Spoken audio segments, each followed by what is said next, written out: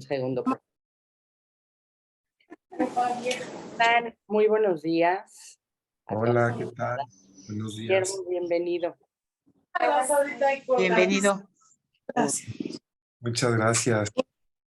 Perdón, te acabo de silenciar porque silencié al grupo completo, pero antes que nada, antes de empezar, quiero darte la bienvenida a esta charla con escritores en construcción.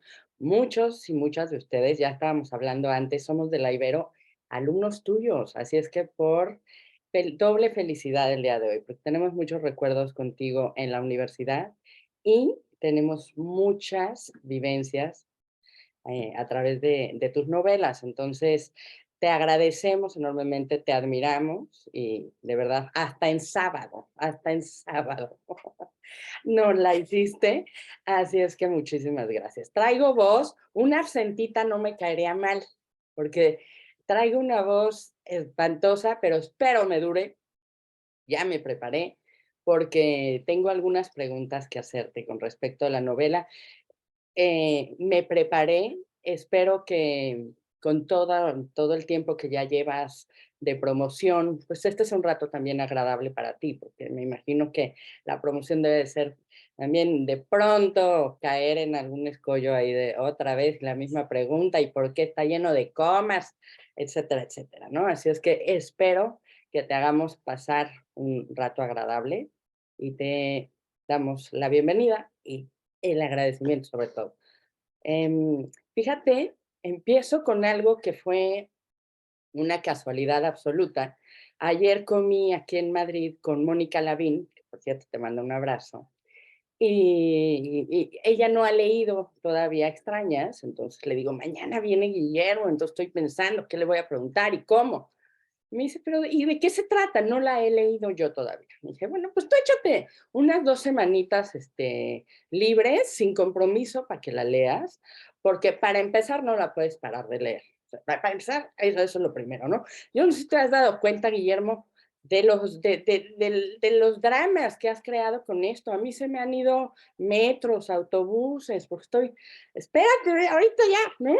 Las parejas que dicen, ya vente a dormir, ya vente, ahorita acabo, pero ¿a qué horas acabas? No acabas, ¿no? Entonces, creo que ha sido, además de la trama en la que ahora nos vamos a meter, ha sido un ritmo de lectura muy, muy atractivo y yo diría también que, o sea, te agarra, te engancha, ¿no? Si eso quisiste, eso lograste hacer. Entonces, bueno, yo intenté ayer explicarle a Mónica de qué se trataba, más o menos. Digo, es que es como, pues, de todo. No te puedo decir, no te puedo decir porque tiene amor, pero también ciencia y biología. Ella estudió biología, ¿no? Pero medicina, pero también es como una geometría del caos porque todo parece que no tiene nada que ver y de pronto se arman ahí unas figuras y todo se va como encontrando ahí, ¿no? Y le digo, bueno, pues trata de un muchacho que se llama William Burton y las dos nos quedamos viendo y dice, se parece a Faulkner, se parece a William Faulkner. Algo de esta novela tiene que ver con William Faulkner y de hecho me dijo, ya después que lo estuvimos peloteando Mónica y yo, me dijo, mira, yo creo que sí, por lo que estás diciendo, el estilo y tal. Pregúntale además si en William Faulkner tiene algo que ver el oso. Dije, pues yo ahí le paso tu recado y con eso quisiera empezar. ¿Me escuchan? Perfectamente. ¿Cómo están? Qué gusto ver a tanta... Aquí hay gente que recuerdo con mucho cariño, ¿no? Que fueron mis alumnos, alumnas, ¿no? No voy a decir nombres para no dejar a nadie afuera, pero ya recorrí y sé que hay personas que he querido mucho, que incluso hasta fueron de viajes de prácticas conmigo.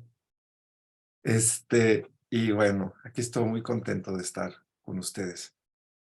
Sí, William se llama William por 2 personas, por William Shakespeare y por William Faulkner, quizás las mayores influencias que tiene mi obra, sin la menor duda. Y se apellida Burton por Richard Burton, el explorador inglés del siglo XIX, y en mi cabecita, William Burton es el abuelo de Richard Burton y lo impregna de su deseo por viajar y descubrir.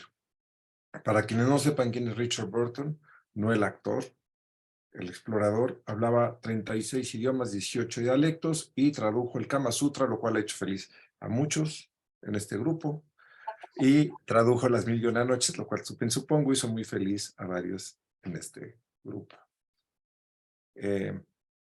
Y sí, William, creo haber leído toda la obra de William Faulkner. Me faltarán un par de libros suyos. Cuando tenía yo déficit de atención, me daba cuenta que me era difícil escribir de manera organizada. Y cuando leí a William Faulkner, me dije, bueno, este escribe como pienso yo. Y empecé a leerlo y a meterme.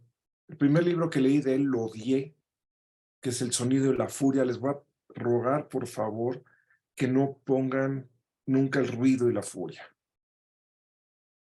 Porque el título del sonido de la furia viene Life is a tale, told by an idiot, full of sound and fury, signifying nothing. No dicen noise, dice sound. No sé por qué ponen noise, ruido y furia, es sound and fury. Y aparte es mucho más bonito el sonido y la furia que los diptongos ruido, furia, ¿no?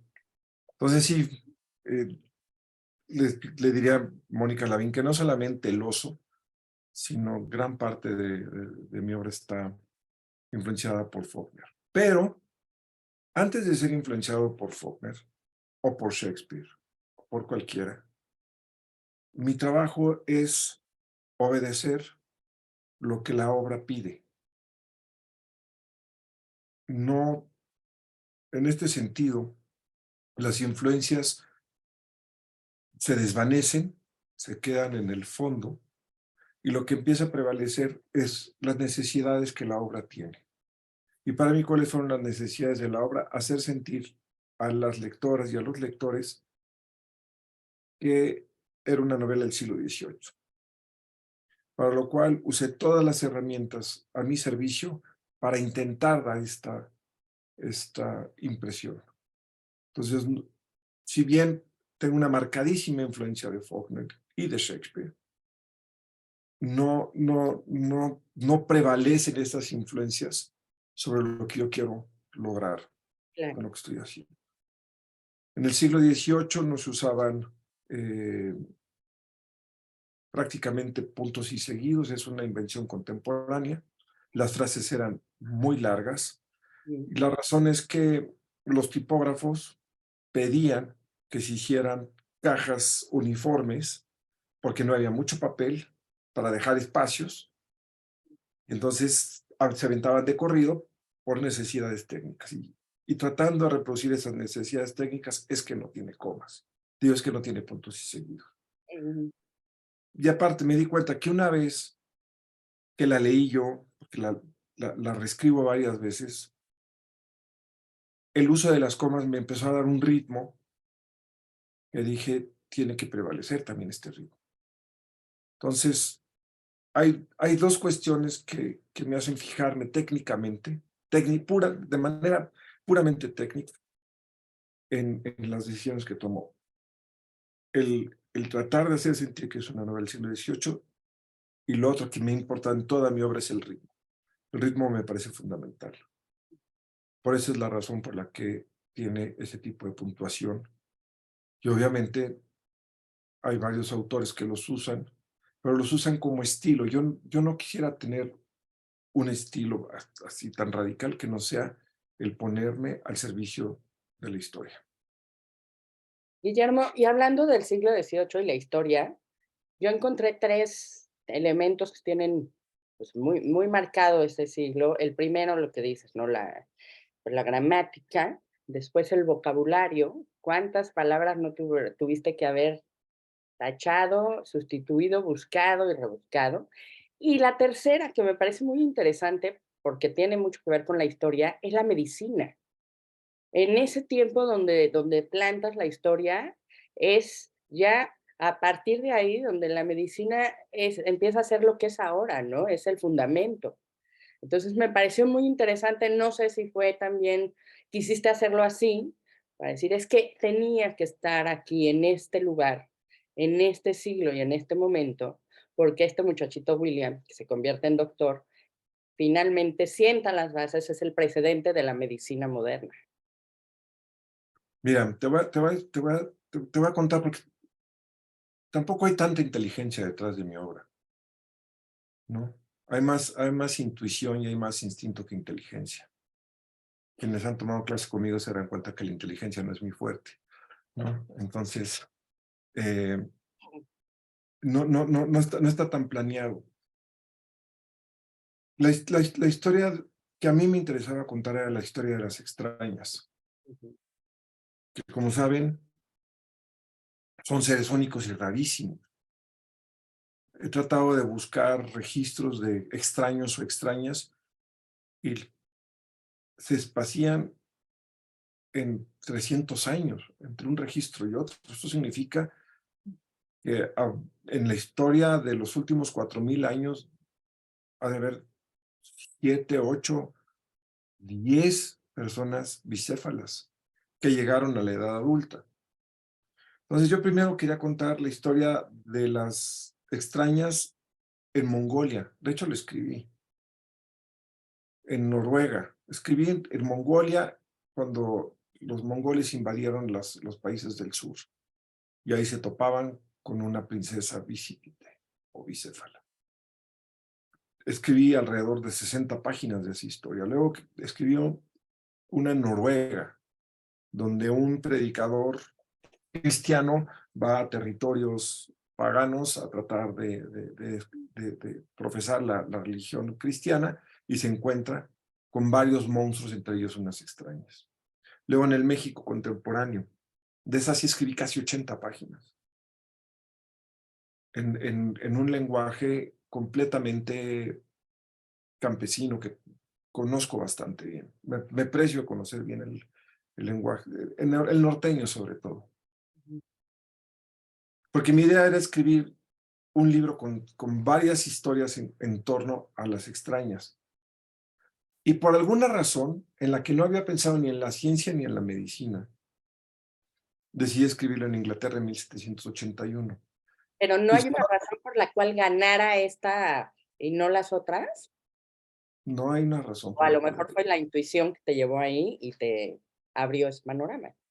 Es que esta historia tenía más piernas, por así decirlo. Me dominó. No sé cuántos de ustedes, o creo que aquí hay varios de ustedes, son escritores y escritoras. Sabemos que por más que planeemos y tratemos de controlar la obra, eso no va a suceder. Es imposible.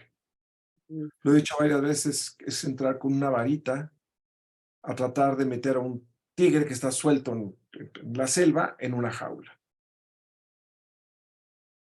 Puedes planear rutas y decir, voy a ir por el tigre por aquí, lo voy a llevar por acá y todo, pero a la hora de la hora el tigre va a hacer lo que se le da la gana. Oye, pues qué bien lo haces, porque parece que sí.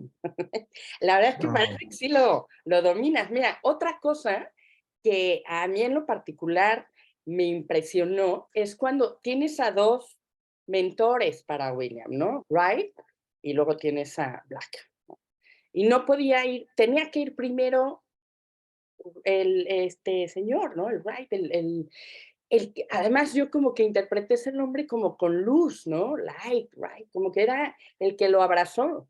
Y después Black era un hijo de su maraca, lo aventó y le dijo: "Ya, despierta, ¿no? Quieres cambiar tu destino, te quieres morir, ¿qué quieres hacer? Pero hazlo ya", ¿no? Y el que lo abraza, right, el que lo acoge, tenía que ir primero que Black, siempre. Yo ahí ya no sé si fueron los personajes los que se aparecieron en ese orden, pero pienso que William acaba siendo lo que es, porque encuentra primero no sé, esta figura muy paternal, y después encuentra el que lo reta y le dice: "Ya, ya estás listo". ¿no? Mira,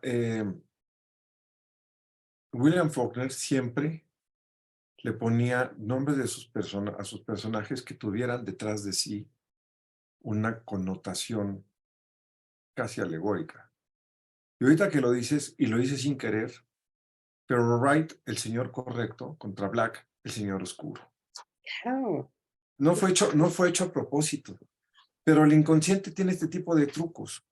Así como Joe Christmas, se llama Joe Christmas en Luz de Agosto por una razón, o Hightower, que también le puso así Faulkner porque era el tipo que veía de todo desde arriba. Mi inconsciente ahorita, o sea, no me había dado cuenta que Wright es correcto y Black es oscuro.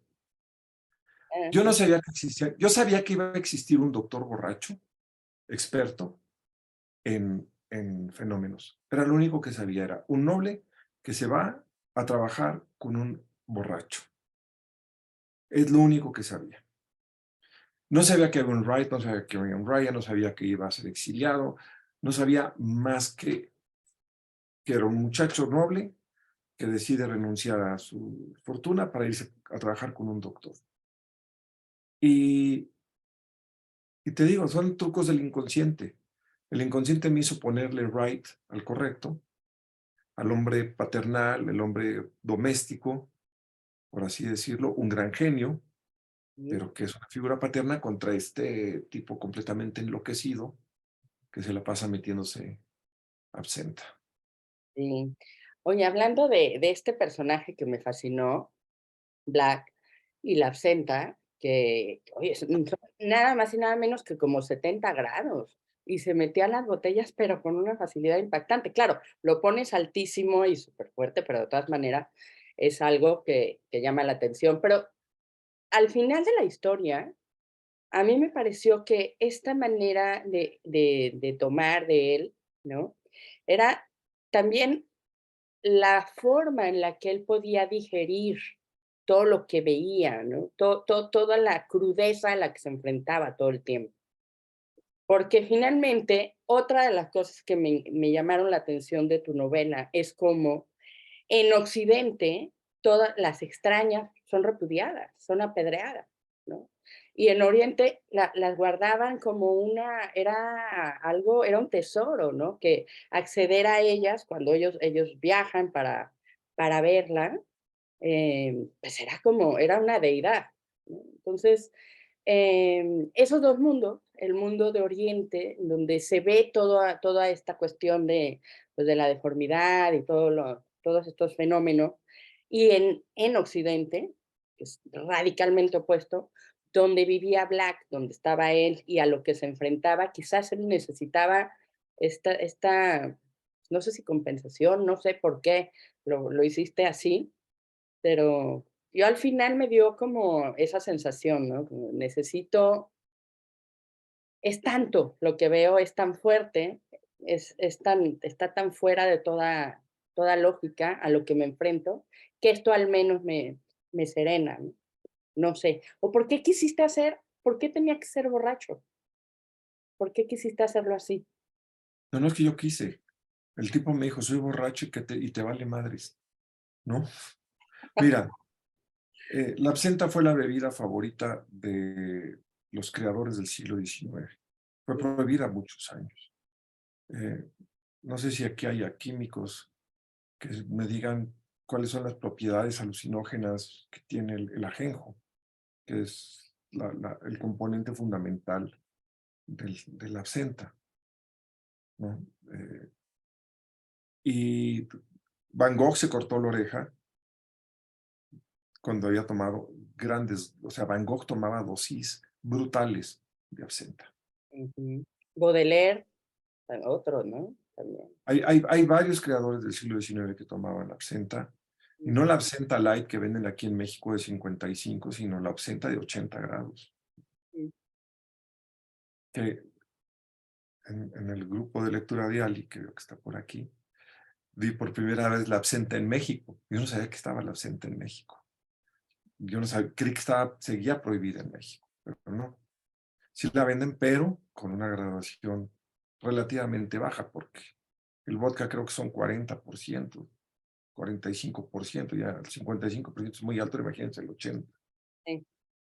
Entonces, me parecía que Black necesitaba algo que le abriera, como decía William Blake, las puertas de la percepción. Y para poder tratar con todos estos fenómenos necesitaba abrir una puerta más de la percepción. De ahí viene, por cierto, el nombre de los Doors, el grupo, viene del poema de William Blake, de We Should Open the Doors of Perception. El otro día alguien me regañó en Twitter, es de Aldous Huxley. Dije, Aldous Huxley parafrasea a William Blake, que nació como 6 siglos antes.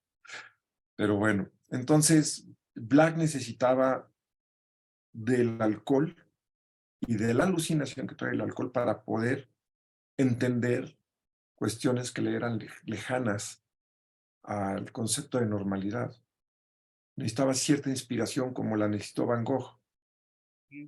Y el estilo de Van Gogh es un estilo de un alcohólico. Y no podría dibujar ese tipo de... No podría haber llegado a esas conclusiones si no hubiera rebasado estas puertas de la percepción, ¿no? Entonces, por eso siento yo que él bebía, en particular absenta. Si fuera un tipo que se metía a whisky, entonces sería un vulgar borracho. La Claro. absenta le da un aura un poco más científica, por así decirlo, o más interesante. Sí. Bueno, tenemos aquí, como acabas de ver, a muchas personas que quieren hacerte preguntas, entonces yo ya me voy a callar. Solamente quiero preguntarte la última, que además me encanta. La y lo veo en tus obras repetido.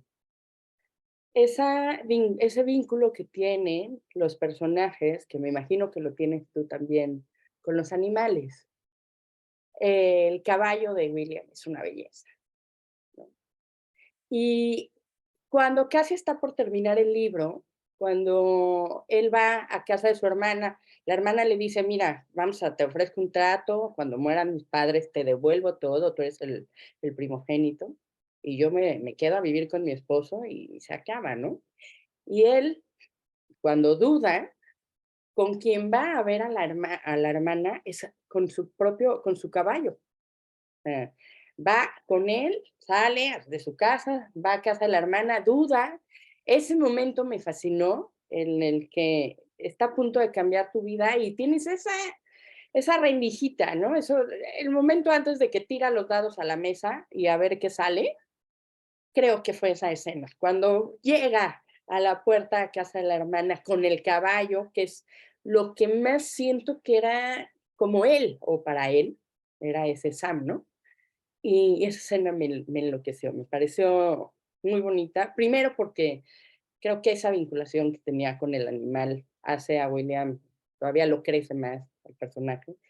Y dos, porque precisamente, la duda, ¿no? Esa posibilidad de, ¿y si me voy para acá o me voy para acá? Pero al menos estoy en el precipicio y ya decido si saltar o no. Entonces, bueno, mi última pregunta es, ¿qué onda con los animales, con esa vinculación? Y le das como que esa importancia en tus obras, Bueno, en casi toda mi obra los animales están presentes, ¿sí? lo cual indica no solamente mi amor por los animales, sino mi admiración por los animales y mi vinculación profunda con los animales.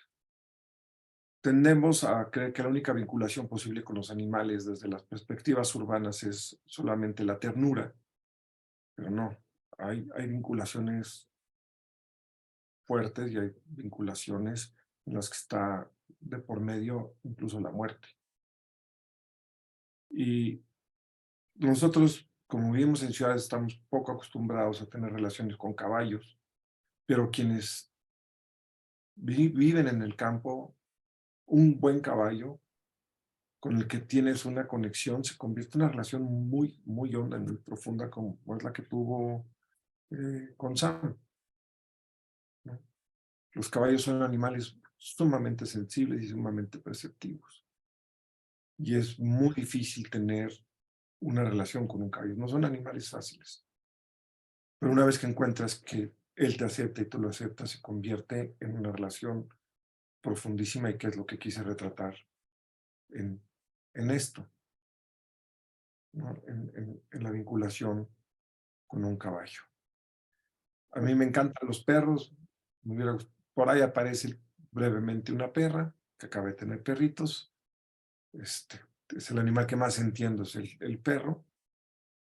Pero como a menudo estoy en contacto con caballos y me doy cuenta del amor que le tienen sus dueños a sus caballos y el dolor que les da que les pase algo a sus caballos, entonces quisimos ver esa relación.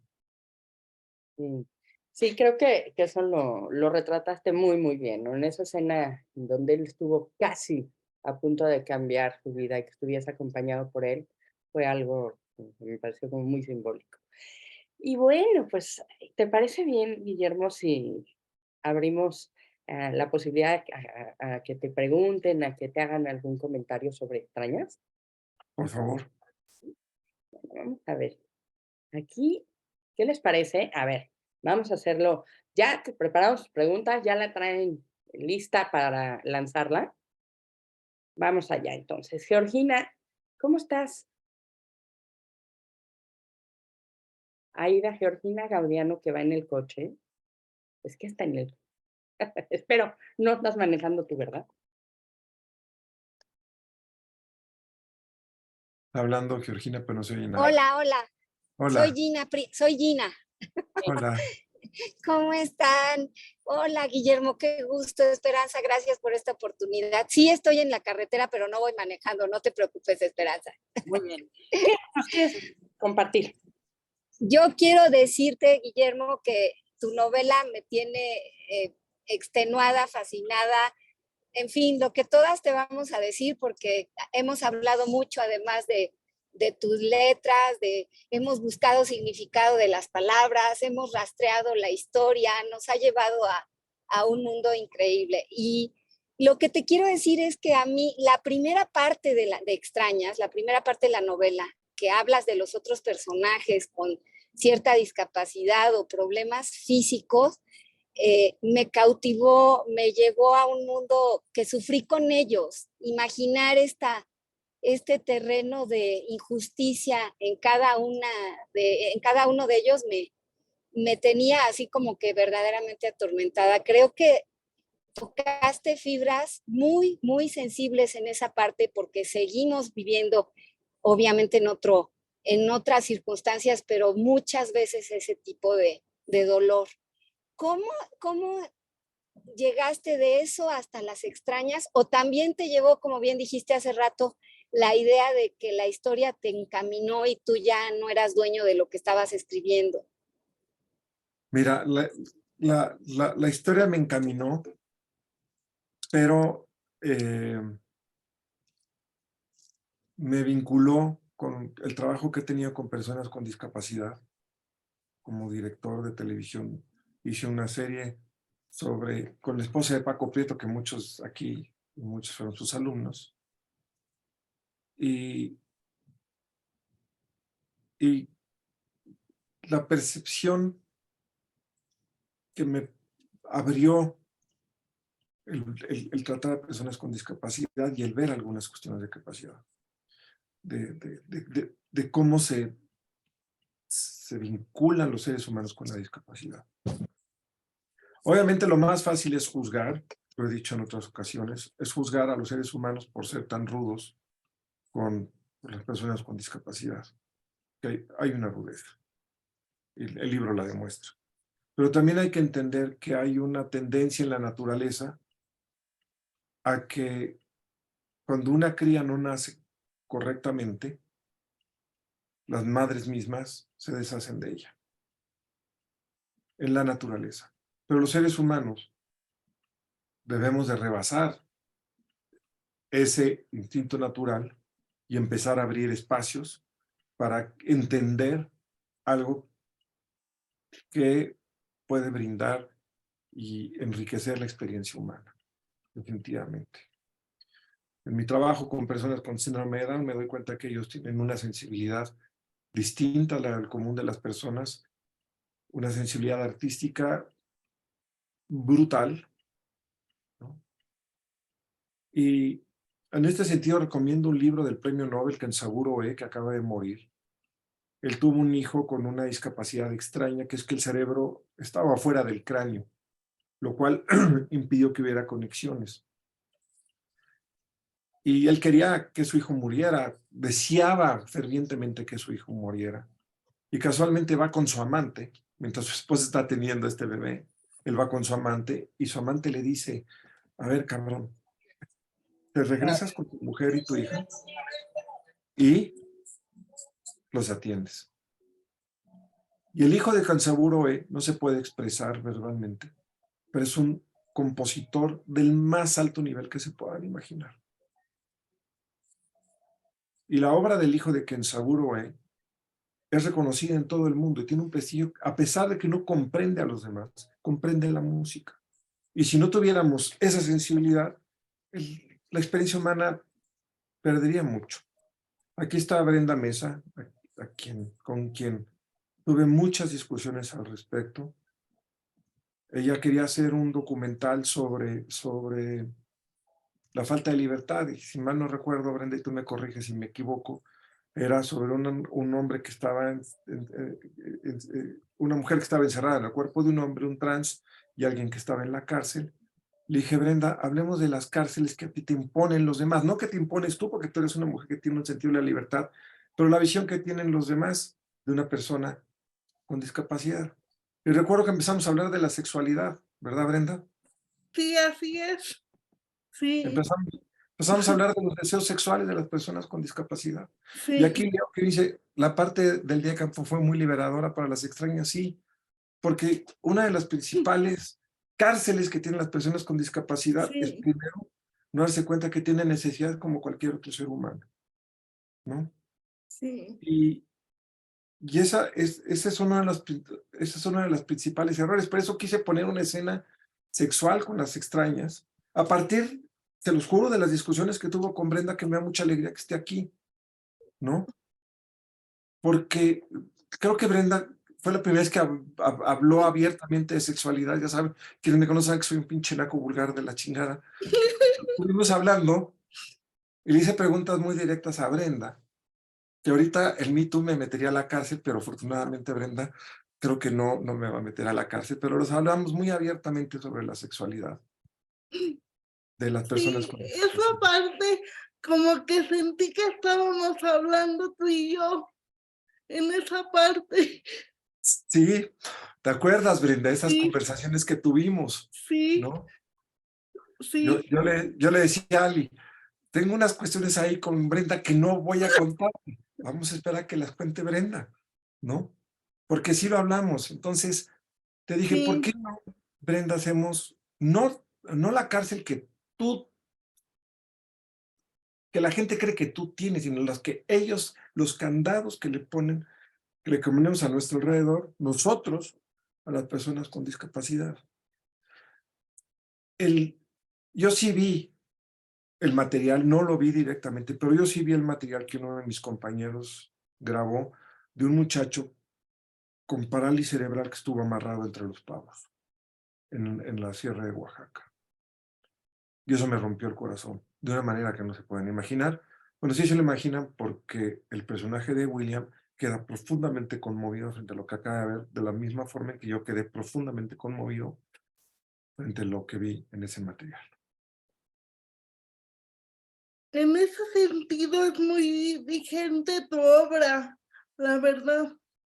Muchas cosas porque todavía estamos en un nivel de rechazo y de discriminación muy fuerte. Lo sé, Brenda, lo sé y tú lo debes de sentir más que cualquiera de nosotros, ¿no? Creo que nunca debemos de ser condescendientes con las personas con discapacidad, debemos ser abiertos y entender que tienen capacidades distintas y tienen necesidades distintas. Pero fuera de eso, la posibilidad de que las personas con discapacidad enriquezcan. Mira, Brenda, voy a decirlo, aprovechando que estás aquí. En momentos la parálisis cerebral no siempre afecta la cognición, como es el caso de Brenda, al contrario. Y la falta de movilidad hace que piensen más que los demás. Los demás están ocupados en moverse. Ellos tienen mucho tiempo para pensar. Y una de las razones por las que Stephen Hawking hizo las grandes teorías es que tuvo una capacidad inmensa de tiempo para pensar. Entonces, no siempre la discapacidad, no siempre estas limitaciones significan que no haya otras capacidades o que se propulsen otras capacidades. Pero bueno. Tienes toda la razón en lo que acabas de decir, Guillermo, lo suscribo. Fíjate que con Brenda yo también he estado trabajando ya desde hace unos años, escribe, como sabrás, y se reta y te reta también, en un sentido de apertura, de ver la vida desde una perspectiva que quizás no pasas por delante, ¿no? Pero no te quedas a observar. Y me parece que Brenda lo que, a ver, bueno, no le voy a, no, ya me estuvo diciendo que te iba a preguntar, pero no voy a preguntar yo por ella.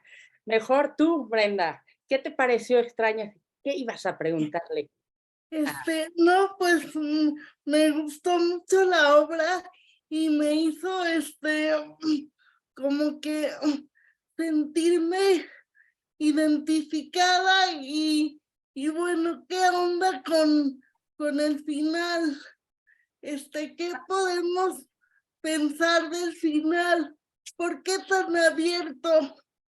Qué mala onda, ¿no? Total, Daniela Obreta. Bien, miren. Pero eso también me gustó porque las dos son igual de importantes.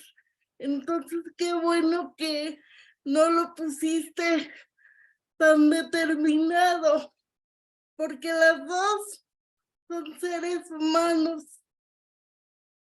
No, yo importantes. la verdad no sé a quién de las dos eligieron.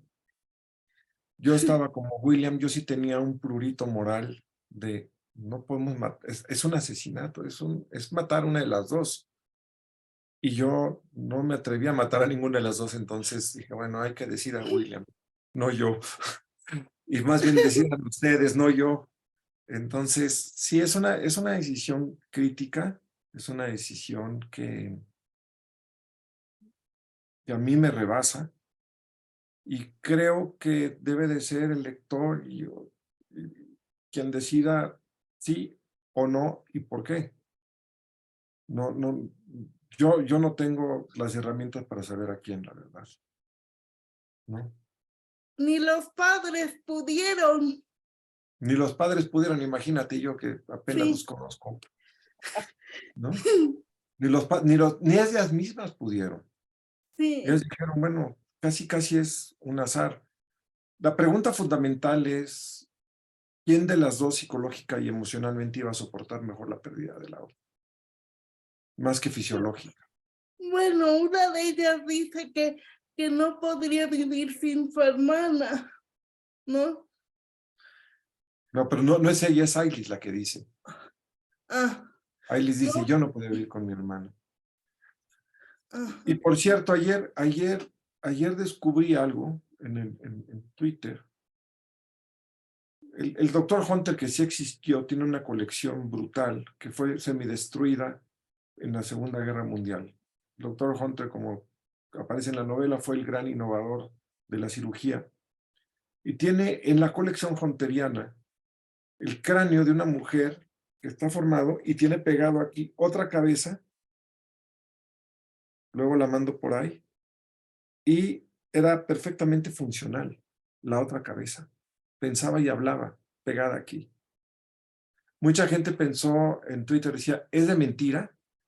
Es un fake, porque hay una historia fake de un señor Edward Murdoch que decían que tenía una cabeza acá atrás que hablaba. Esa es completamente falsa. Pero la de la cabeza aquí arriba, sí existe el cráneo. Y sí es una persona que tenía independencia de la otra. O sea, el cerebro de esta es solamente la pura cabeza. Que me parecen de estas cuestiones que son para mí fascinantes. Este siglo, en este siglo existen unas extrañas en Estados Unidos. Sí. Creo que mi inconsciente ya recogió la historia. Pero si las buscan en YouTube las podrán ver, son maestras de matemáticas en primaria. Pero es una mujer completamente bicéfala, en un solo cuerpo. Okay. Gracias, Brenda. Brenda, un Sí, beso. Qué gusto gracias verte a de ti, nuevo. Memo. ¿Eh? Ali, Hola, ¿cómo están? Buenas tardes. Hola, Guillermo, nuevamente. Hola, Muchas ¿cómo gracias. Un estás? placer escucharlos. Me encanta toda la pauta de esperanza. Lo veo desde otro ángulo cuando sigo escuchando las presentaciones que hace Guillermo de Extrañas y le sigo sacando mucho provecho y mucho jugo a la obra. Yo te quería, bueno, comentar, Guillermo, que en tu libro siempre me conecto con el escritor y te imagino escribiéndolo, obviamente sentado con ese inconsciente que tú dices que te va llevando, que alguien a través de ti escribe la obra, no eres tú. Y de las frases me apropié de muchas. Hay una que me gustó y me dice, la vida misma es una expedición para recoger conocimientos y experiencias y estar así preparados para afrontar el caso. El destino es el mismo viaje. Y la verdad, yo quisiera preguntarte, ¿cómo creció Guillermo Arriaga después de este viaje de escribir por 2 años Extrañas? ¿Cambias tú? ¿Hay algo que se transforma de todo lo que recibes en cuanto a cariño, comentarios, críticas? ¿Qué pasa antes y después en todo tu ser? Muchas gracias. Mira, Ali, cuando tú escribes una obra, tienes una inseguridad brutal. Cualquiera que escriba sabe que, a menos que seas un tipo de una soberbia bestial que digas, porque yo conozco gente, escritores y escritoras que dicen, no, escribí una novelón, va a ser un golpe brutal, seguro me gano el Nobel. Los he escuchado a gente que dice eso, ¿eh? Hay por ahí un escritor que él dice, soy el mejor escritor del mundo. Y obviamente los libros que son muy leídos son libros malos. Los libros buenos como los míos tienen 10, 15 lectores. Y así se... Entonces hay una soberbia que yo no comparto. Yo al contrario, vivo con el síndrome del impostor, creo que lo dije en tu casa. Vivo con el síndrome del impostor, pero si algo quiero es siempre arriesgar y tratar de ir hasta el límite de mis posibilidades literarias con el riesgo de que la misma editorial me diga, no te publico. O que me publiquen o no pase nada. Tengo un amigo muy querido que le fue extremadamente bien con un libro y el siguiente vendió 120 ejemplares. Punto. Y después de haber vendido 60,000 de su otra novela, vendió 120 ejemplares de la siguiente. De hecho, quebró la editorial que lo publicó. O estuvo al borde de la quiebra. Y esas cosas son muy fuertes, ¿vale? Para alguien que dedica 4 años, 5 años, 3 años de su vida a una obra. Saber que no tiene el menor impacto y que... Entonces, nunca sabes qué va a pasar con tu libro. Y yo la verdad agradezco una reunión como esta, se las agradezco de corazón, porque me hacen sentir que no fue un esfuerzo en vano. No puedo garantizar que les guste, eso no puedo garantizar. Pero por lo menos que se hayan acercado a ella a pesar de que la odien, ya a mí me da cierta tranquilidad porque se leyó el libro, se discutió el libro, creó una emoción, el odio es una emoción, ahí lo dice Ailes, es una forma disfrazada de amor, ¿no? Para mí es un acto amoroso que alguien me lea, y si a partir de odia o me odió, pues ni modo, pero por lo menos me leyó, ¿no? O por lo menos llegó hasta la página 60 antes de aventarlo y decir, esto es una mierda. ¿Sí me explico? Sí, sí, Entonces, claro. más que cambiarme, me da un alivio profundo. Saber que se va a leer y se va a discutir y se va a dialogar. Y me impulsa a seguir escribiendo, ¿no? Por suerte el libro, yo creí que, yo te lo digo con toda honestidad, creí que la editorial me iba a mandar a la chingada. La verdad, dije, les va a parecer un libro muy complicado, muy difícil, pero no solamente lo compró Alfaguara México, lo compraron todos los Alfaguaras en el mundo y ya lo compraron en otros países. Entonces, es como, pasó cerca la bala, ¿ok? Claro. Oye, mira lo que dice Teresita. Ella vive en Costa Rica y dice que en 2 semanas se agotó tu libro allá. Fíjate, Ay, qué bueno. qué buena onda, ¿no? Sí, la verdad. Es un alivio, Teresita. Muchas gracias. Gracias, Guillermo. Gracias, Esperanza. A ti, mi querida Ali, gracias. Sabrina, lo estás leyendo, ¿verdad? No, yo ya lo acabé desde hace ya un rato. Sí. ¿Y qué tal? Antes de que nos dieras la noticia, mil gracias. Hola, ¿qué tal? Primero que nada, agradezco de veras muchísimo porque la sesión pasada yo no pude estar en la de Salvar el Fuego, porque todavía no era de la generación 1. Pero de veras agradezco esta mega oportunidad. Yo ya acabé el libro hace como unas 2, 3 semanas más o menos, lo empecé a leer antes. Yo soy súper fan, he leído casi todos tus libros, casi, no todos, no puedo decir que todos, pero casi todos tus libros me parecen fascinantes porque cada uno de los personajes, o sea, la construcción de cada uno de los personajes es totalmente distinta al del anterior y al anterior, y todos los personajes son muy distintos, ¿no?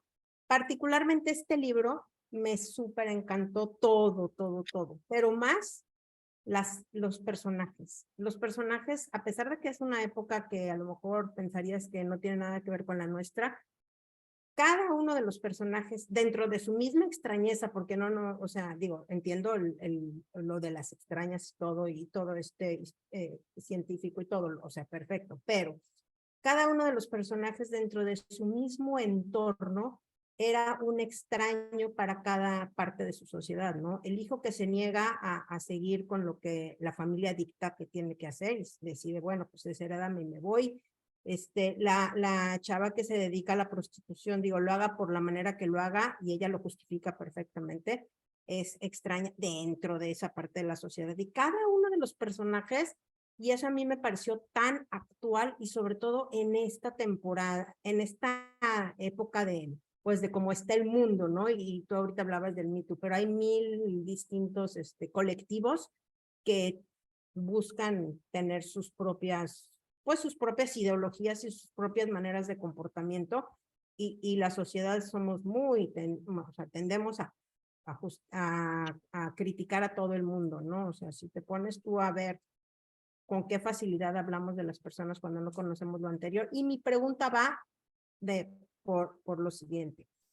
Todos estos personajes que se han creado en todas tus novelas, pero particularmente en estos, ¿tú los identificas o los ves en la actualidad o los pensaste única y exclusivamente en esta época? O sea, tú tuviste a lo mejor no está muy bien estructurada la pregunta, perdón. O sea, la psicología de tus personajes, ¿en cada uno los piensas para que sean totalmente actuales? No importa No, la época en la que esté escrita. para empezar no los pienso. Wow. De verdad, no los desarrollo. Ellos solitos se van manifestando. Los conozco nada. Obviamente los voy alimentando con cosas que me pasan en el día a día, literal, ¿no? Lo que me pasa en el día entra en la novela, y es el inconsciente el que los va creando. Voy a hacer mucho énfasis en esta forma mía de escribir, de que yo sé que hay escritores muy meticulosos que crean páginas y páginas de descripción de los personajes antes de escribir la novela y que hacen una una línea argumental muy clara de por dónde va la novela, ¿no? Yo no puedo hacer eso, no tengo la capacidad logística para hacer una cosa así. Lo que yo puedo hacer es sentarme y ver qué va pasando con los personajes. De hecho, yo mismo me sorprendo porque les digo, ¡eh! ¡La mató! ¡La mató! Y no me y luego digo, puta madre, se acostó con 4 Ailis. Por cierto, una de las cosas bonitas que tiene este negocio es que te encuentras con gente interesante.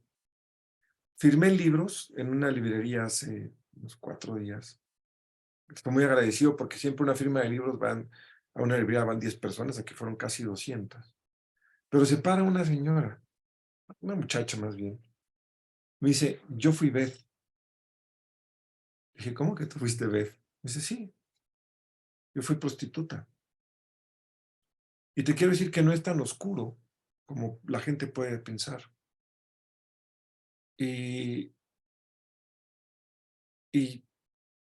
sí, nadie me forzó, ¿eh? Ni fue por necesidad, fue porque quise ser puta, ¿no? Y yo, ya a Brenda le consta esto, que no tengo mucho filtro en mis preguntas, ¿no? Le dije, oye, ¿y te gustaba coger con alguno? Dice, no, con un montón. Unos de las que me enculé, cabrón.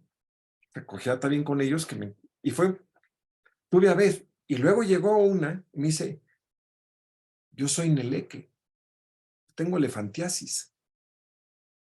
Le digo, ¿y por qué tienen las piernas así? Ya saben. No, me dices que ya me operaron, ya me quitaron gran parte de lo que me... Pero yo tengo elefantiasis genética. Entonces, conocer una vez y conocer una Neleque, que yo nunca había visto una Neleque en mi vida. La primera vez que tengo una Neleque. Yo nunca he solicitado ni solicitaré los servicios de una prostituta, ¿no? Pero conocer a alguien que dice, yo soy B, con su marido, Ándale. diciéndome, fui puta enfrente del marido, dices, bueno, hay Ailis, ya hay Bets, ya hay Neleques allá afuera que yo ni siquiera imaginaba cuáles eran sus respuestas. Sí, claro. Gracias, qué padre.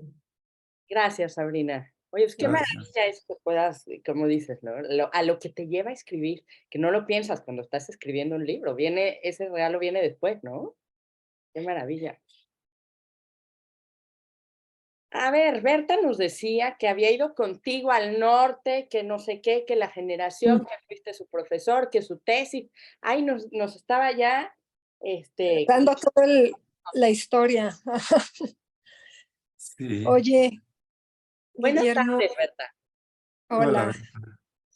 Oye, mira, bueno, las felicitaciones de todo mundo y yo tengo dos, bueno, un comentario y una pregunta muy puntuales. Mira, cuando lo estuve leyendo, todo esto de las comas, más allá de la cadencia, el ritmo que le da y que no lo puede soltar, y yo dije, híjole, qué chingón, Guillermo, porque esto es la vida. Nuestra vida está construida de comas, ¿no? Y como que no de puntos y apartes. Somos resultado de toda nuestra historia, de nuestro entorno, de las personas que nos rodean y de las decisiones que vamos tomando, pero todo bailado. Entonces dije, bueno, la vida es una hilación, esto de las comas está padrísimo porque así están construidas nuestras vidas. Yo creo que muy pocas vidas tendrán puntos y apartes. Entonces esa manera de construirla yo como que me gustó mucho esto, ¿no? Y mi pregunta puntual es, ¿tú alguna vez has abierto un cuerpo? Te voy a decir por qué. Porque, bueno, yo te vi destazar animales aquella vez que fuimos de cacería contigo. Cazaste un conejo y ahí lo abrimos y lo asamos y lo cenamos, ¿no? Porque era lo único que había de comer. Y pero es cuando William abre el cuerpo con Wright, tu descripción de cómo se siente un estómago, cómo se sienten unos pulmones, dices, híjole, qué impresión, o sea, ¿cómo sabe que es gelatinoso, que es así como que se mueve? Entonces, si alguna vez has estado presente o te ha tocado, porque creo que lo describes muy bien. Bueno, primero quiero decirte que justo anoche soñé con Melquiades Ah, y con Lucio. Con ujú. Lucio hablo prácticamente todas las semanas. Lucio es un campesino eh, analfabeta de Tamaulipas que al grupo de Berta le dio una lección muy bonita de vida. Te las voy a contar porque vale la pena contarla, ¿no? Todavía lo recordamos, todos los que fuimos a ese viaje. Sí, claro, nos marcó. Ujú. Llevé a mi grupo a que es una práctica de campo. Yo pedí vacaciones y me los llevé a que hicieran dos actividades, a piscar algodón y a otro a abrir mojarras. Y nos quedamos en dos casas, en la casa de doña Paulita, con su mamá ciega, si mal no la recuerdas, y don Cuco, y a casa de Lucio. Y les pedí que me quitaran, les quité sus carteras y las llaves de sus coches, porque quería que vivieran la experiencia como unos campesinos del norte de México. Tenía 25 años cuando los llevé. O sea, Nosotros 20. hace 10. Hace 10. Hace, Y sí, la hace semana 10 pasada. años, ¿no? Hace 10, ¿recuerdas? Sí, Y claro. los, un grupo se fue desde muy temprano en la mañana, hacía frío, a piscar algodón. Pasó un camión donde va recogiendo los jornaleros de ejido en ejido. Y, se Camión de los, redil, ahí vamos todos parados entre los campesinos. Ujú. y piscar algodón pica mucho los dedos. Y entonces yo le dije al capataz que los pusiera a trabajar, y le dije, ¿cuánto recogieron de algodón? Entre, no sé cuánto, han de haber sido los que fueron a piscar algodón, eran, según yo, 13 o 12, no me Más acuerdo. la mitad del grupo, sí. Sí. Y llegan en la noche, muertos de hambre, pero el salario mínimo eran 80 kilos. Y estos recogieron 11 entre todos. Entonces les dije, esto equivale a que para todos tienen derecho a 3 tortillas y un refresco. O sea, pero si nos morimos de hambre, venimos de estar en el puto sol muriéndonos, nos morimos de hambre. No mames que voy a comer un pedacito de tortilla, estás pendejo. Pues es lo que les toca. Para eso Es les lo que hicieron, alcanzó. es lo que hicieron en el campo, pues eso te van a tener que comer. Estaban muy ofendidos, entonces dijeron, dame las llaves del coche, dame las llaves de la cartera, y la cartera, nosotros nos vamos a ir a comer a un buen restaurante. Yo me acuerdo quién era el líder, no voy a decir porque es una persona famosa ahora, ¿no? Exacto. Exacto. Allá andan los medios. Ujú. Allá en los medios, un tipo muy reconocido, se puso de líder, nos vamos, y estaban así, y en eso sale Lucio, mi compadre, es mi compadre, y te digo, seguimos hablándonos a la fecha, después de 40 años, Ujú. les dice, oigan, ¿puedo hablar con ustedes un poquito antes de que se vayan? Miren, ustedes están viviendo por unos pocos días la experiencia de todos mis días. ¿Cómo me gustaría a mí pedirle a alguien las llaves de mi coche y mi cartera e irme a comer lo que yo quiero? Pero no tengo ni llaves, ni cartera, no tengo coche. Y yo he tenido que darles de comer a mis hijos tacos con aceite, donde alguna vez cocinamos un conejo para que no sepa conejo. Y a veces no tenemos ni para el refresco que se van a tomar ustedes, ni para las tortillas. Y yo no le puedo decir a mis hijos, devuélvanme mi coche y mi cartera, vámonos a comer a no sé cuánto. Y ustedes por una noche de mi vida se van a rajar. Ustedes que pueden cambiar este país, ¿nos van a dar la espalda? ¿Me van a dar la espalda a mí y a mis hijos que lo estamos recibiendo en mi casa? ¿A darles lo poco que tenemos? Miren, yo nomás veía las lágrimas así. Todos devolvieron sus carteritas y sus llaves. Y Lucio Dijo, miren, no tengo muchos frijoles, pero les doy de mis frijoles. Y los niños chiquitos les fueron dando de sus frijoles, a cada uno un platito. Nomás quiero contar esta anécdota porque a mí todavía me conmueve mucho, ¿no? Así es, nos marcó. Ahí es parte de nuestra historia, todo eso. Y Lucio tuvo un derrame cerebral. ¿De veras? Uh-huh.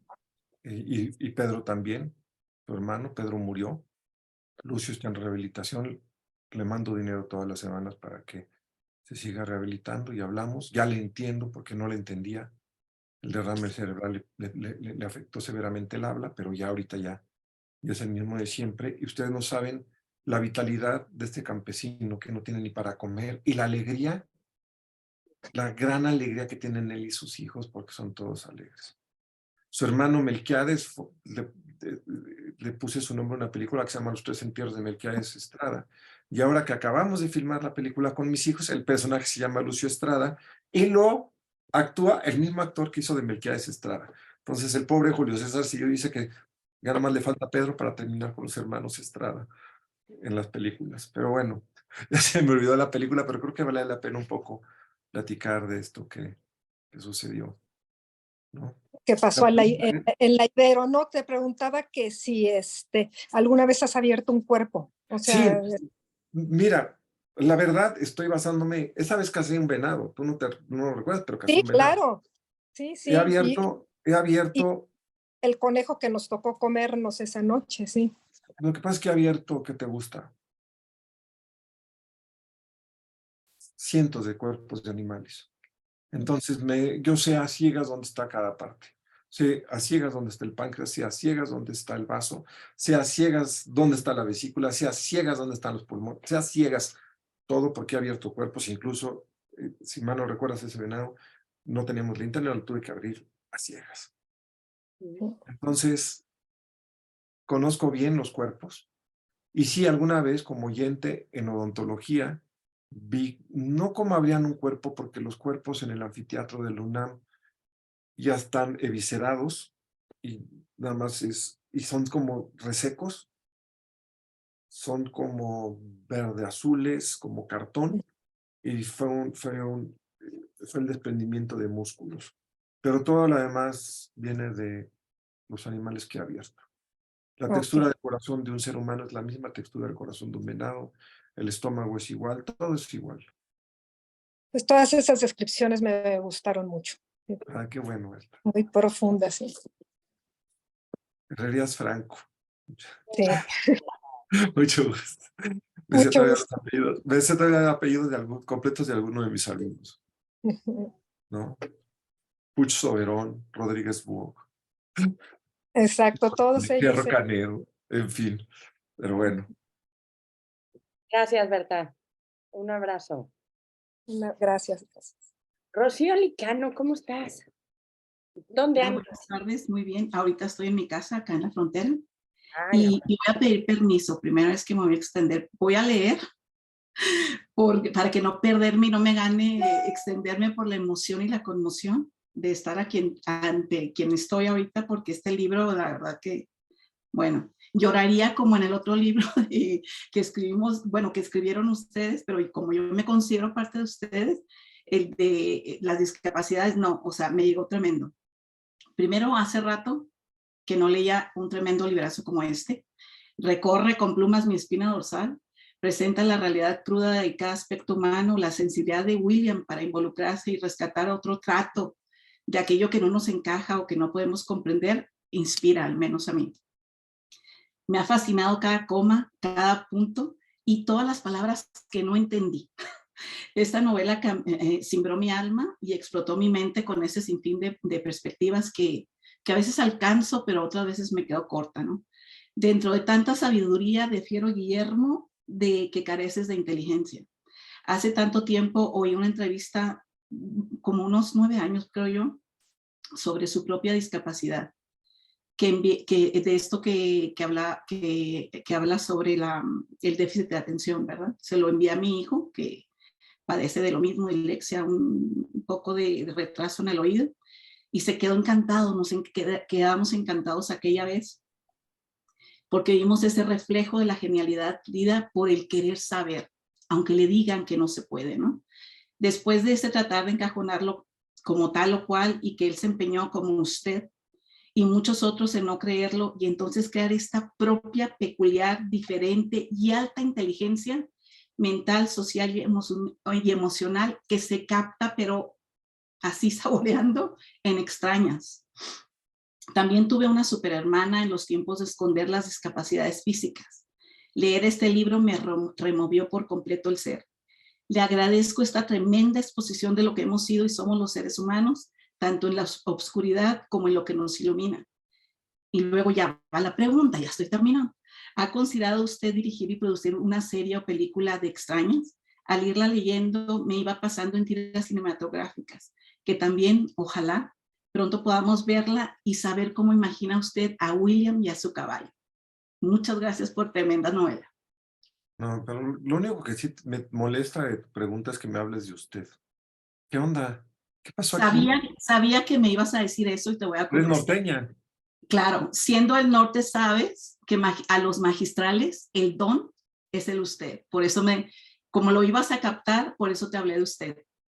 Para que sepas que mis respetos en tremenda novela. Para los nacos de Ixtapalapa, háblanos de tú, ¿sale? Ok, bueno, de tú debo haber en adelante, pero quería ser el usted reflejado en esta parte norteña, ¿no? Para que sepas que ¿De dónde eres? Yo soy de Ciudad Juárez, de Chihuahua. Ok. Y he pasado mucho tiempo en la sierra, entonces esto de ver personas, pues a veces en estas chocitas o amarrados, hemos misionado mucho nosotros en la sierra, entonces hubo mucho reflejo de eso, y ahorita apenas que te estoy escuchando, que ya había escuchado que casas, pero esto que pasabas tiempo en el norte, bueno, pues casi puedo ver quién es el personaje, ¿no?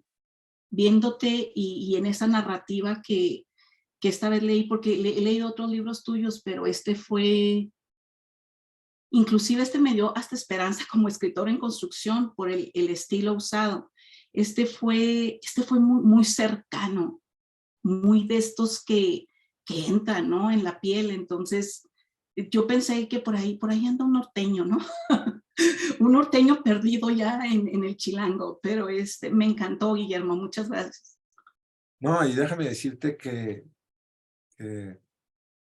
viajé mucho a Juárez, muchísimo a Juárez, un montón viajé a Juárez, y filmé del otro lado, filmé 2 películas del otro lado, una en Las Cruces y en El Paso, y otra la filmé en Van Horn, Okay. en Marfa, Sí. en Lajitas, en Terlingua. Me conozco toda esa zona, me la conozco. Yo vivo en El Paso y tenemos un rancho en La Unión, entonces esto de los caballos, no, te digo, yo estoy extasiada con la novela, pero yo vivo ahí medio cercano a Las Cruces, pegadito al Paso por ahí. Conozco, bueno, viví en Las Cruces, viví 6 meses en Las Cruces, pero bueno, yo no la veo para una serie, como no he visto ninguno de mis libros para serie o película, pero siempre he dicho que $4 millones son unas gafas perfectas para ver lo que quiera, ¿no? Entonces, unos 4 milloncitos no caerían nada mal. O sea, hagan una cooperacha, ¿para qué son $4 millones para ustedes? Nada. La satisfacción de que puedan llevárselo a hacer una serie, nadie se las va a quitar. Pero bueno. Las juntamos. Gracias. Ay, Rocío, gracias por estar hoy aquí. Te mando un abrazo muy fuerte. Y claro que eres escritora en construcción. ¿Cómo de qué? Un abrazo. A ver, Mariana Pliego no quería hablar, que porque no ha acabado de leer, pero que ahí va, porque se le atravesó un viaje a México, vive en Barcelona, pero tiene una pregunta muy buena. Le dije, no te chives, hazte la tumbre. Hola, Guillermo, pues muchas gracias por compartir tu tiempo. Nunca fuiste mi maestro, ¿por qué? Porque mi apellido empezaba con P y nunca alcancé para tomar clases con los buenos maestros, pero bueno, ahí tuve a otros, ni modo. A ver, mira, bueno, primero un comentario. No lo he acabado, ni modo, lo reconozco porque se me atravesó un viaje a México y fue imposible. Lo empecé a leer, ahí voy. Hay algo que, bueno, primero mi comentario, luego mi pregunta. Al principio, esto de no tener puntos, yo soy muy estructurada y cuando leo un libro y algo me hace pensar o me emociona, me paro, o sea, lo cierro porque es Kindle, camino, hago algo y regreso. Y me era imposible hacerlo sin puntos. Creo que el primer punto lo encontré en la página 30 y tantos, si me acuerdo. Y me provocaba angustia, de verdad, o sea, me ponía nerviosa porque yo entonces tenía que leer con la mente en fuerte, raro, con la mente en fuerte, y yo darle la pausa, y eso se me hacía cansado.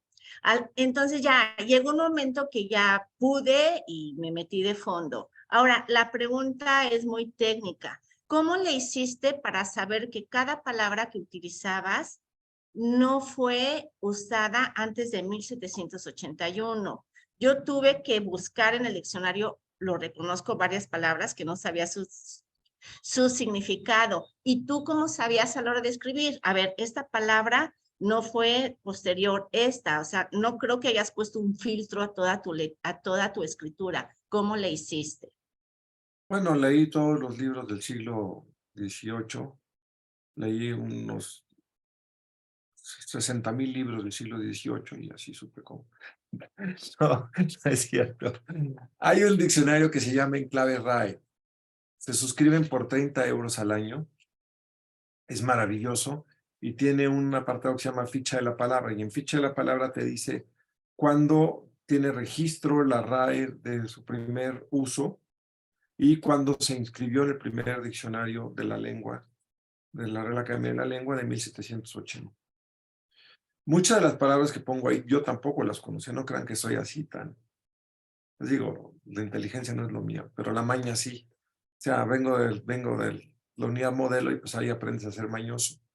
Entonces, lo que hacía era, en Ficha de la Palabra vienen palabras que son comunes, encontraba una rara y me iba buscando hasta que encontraba la que yo creí que iba a expresar lo que yo quería. Porque a este respecto quiero decirles algo. Ustedes que escriben, no existen sinónimos. ¿Ok?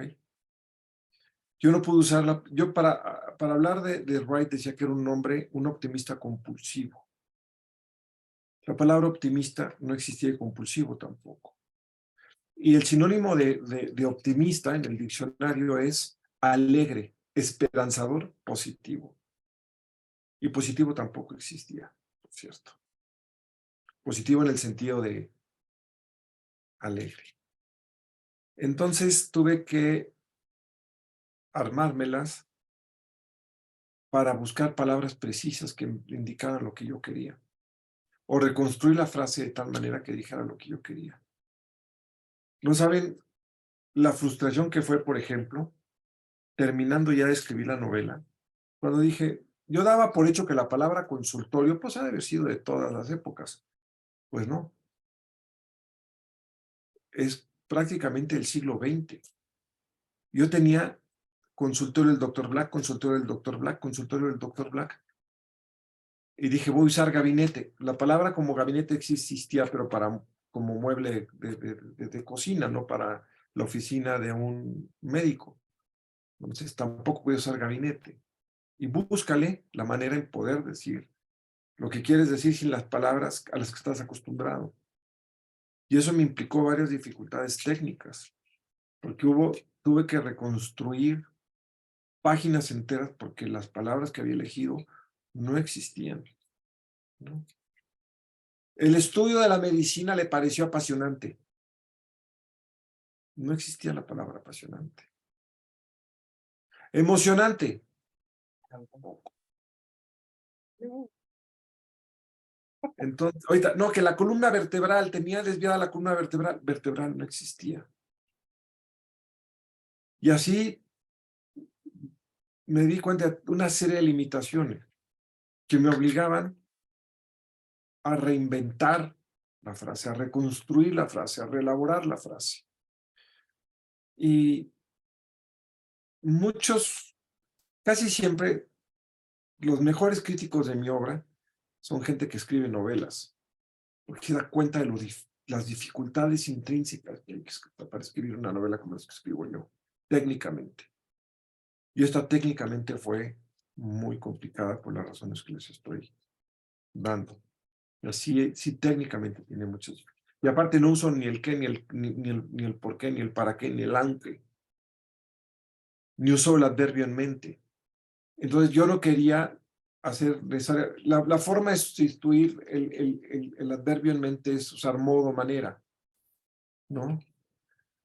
En lugar de decir únicamente era de manera única. Yo no quise decir de manera única. Entonces, evitar el manera y modo para quitar el mente, porque decía, Black exclusivamente trataba a pacientes raros. No quería usar el adverbio en mente. Y no quería usar de manera exclusiva. Entonces, darle la vuelta para poder expresarlo. Ahora, voy a dar un ejemplo. No sé si esto lo hice ahora Ali con ustedes, de el hombre que vivía junto a mi casa y que mató a la vecina fue buscado por la policía, aunque había dudas de su culpabilidad. Reescriban eso sin el qué. Y sin culpabilidad, que por cierto, no existía. ¿Me explico? Entonces, implica una serie de decisiones técnicas que a mí me gustan porque son un reto y me divierto muchísimo con los retos, pero hubo momentos en que sí era, o sea, sí eran callejones sin salida, ¿no? Y tratar de que la novela no se hiciera engorrosa por mi falta de pericia narrativa, sino que se leyera como fuera, ¿no? Una preguntita, pero primero lo escribiste, a ver, así en bruto, por decirlo de alguna manera, por encontrar, y ya luego te metiste exactamente a transformar cada frase de acuerdo con las palabras que querías usar, o lo fuiste haciendo en el camino. Lo fui haciendo, mita y mita, lo fui haciendo en el camino y algunas palabras yo decía seguro se usaban en ese siglo. Para después darme cuenta que no, como consultorio. Por ahí tengo la lista de palabras y yo la pensaba incluir en la novela y de hecho hay una carta escrita por las extrañas en el idioma de las extrañas. ¿Quieren oír su idioma? ¿Les da curiosidad? Ay, sí. Se las leo. Déjenme buscarla, sí. Denme, Por favor. denme un minutito en Sí, lo que le ¿qué encuentro, onda? por ¿Por favor. qué se comunicaban en su propia lengua inventada? Sucede en varios casos de siameses y de... Uta, ya se me cayó esto. Es que tengo que encontrar... Sí, tengo la carta y la editorial me dijo, ¿sabes qué? El final nos gusta mucho. No queremos que la gente se salga del final por entrar a algo que no... A ver si la tienes por ahí. A ver, dice Sí. Tere Martín, ¿ya ha publicado tu libro algún crítico con toda la mala intención, por no decir mala leche, te ha corregido o encontrado alguna palabra fuera de época? No, con mala leche no. Me han dicho, oye, esta palabra creo que no existía, pero no. Sí, porque obviamente se me han dividido unas 3 o 4. Miren, ¿quieren que les lea? Sí. Ok. Es a carta de Nusas. Orracio dulce el trífico fugazae ribudelfaria del museri. Lo ascenderiza bucaya daus draino mainos rubeo de la sonsonancia. Cuando nos expiran nos poldulus adentros a las cabras del sudidante. Par qua carcamados usuaminos frente a suavisipitae. Un despasot confusino en la metobo moridentus ambruboscadas ampotrudecias. Nus cus unicorde. Sos parlario dones perichediate. Para caus pan canfanus edrion. Bisquas rara sua mira, porque são mais igual a uma. Sorde desejo da sexuan comunudibu. basta en reducirlos para morscarrare, pringo repassare possibilidades mantinos os corpubon, perché orifiado la pedesariosa aria reptacida, usuarda samanto por sidacia morina, samanto in Roma caseo del fustal sin respondarian del nomino di suciare, sexarienda com suas vagam dilat per sua bungido, mas seis semanberg os basquius de lasam nusa tringada nusa lingua nusa armedicio. Esa es la lengua. Así hablaban las extrañas. Así hablaban las extrañas entre ellas. ¡Wow! ¿Qué Y tal? les va a hacer una pequeña lista de palabras que no puede usar. Son cientos, pero voy a hacer nada más. Voy a leer algunas de las que están afuera. Reconstruir, inmovilizar, enceguecer, irrebatible, evaluar, diagnosticar, parloteo, tamborileo, desfachatez, mucosa, escocedura, erosión, asfixia, embriagante, irreflexible, sin sentido, incuestionable, irrefutable, inamovible, laboral, paralizado, verborrea, lloriqueo, gimoteo, avasallador, desorientado, palabrería, incontenible, indescifrable, impresionante, pálpito, orientación, borrachín, campirano, repilante, espeluznante, malevolente, excepcional, floritura, atrofiar, exhaustivo, citadino, intranquilidad, pudoroso, malformación, veterinario, vertebral, invaluable, escalpelo, retacar, estertor, implorante, gestación, recapturar, reincidente, control, perforación, mansalva, quemarropa, normal, repulsivo, restregar, mutismo, pervivir, emocionante, desalineado, esbozar, fiasco, permeó, terrorífico, mal encarado, aterrador, rigor mortis,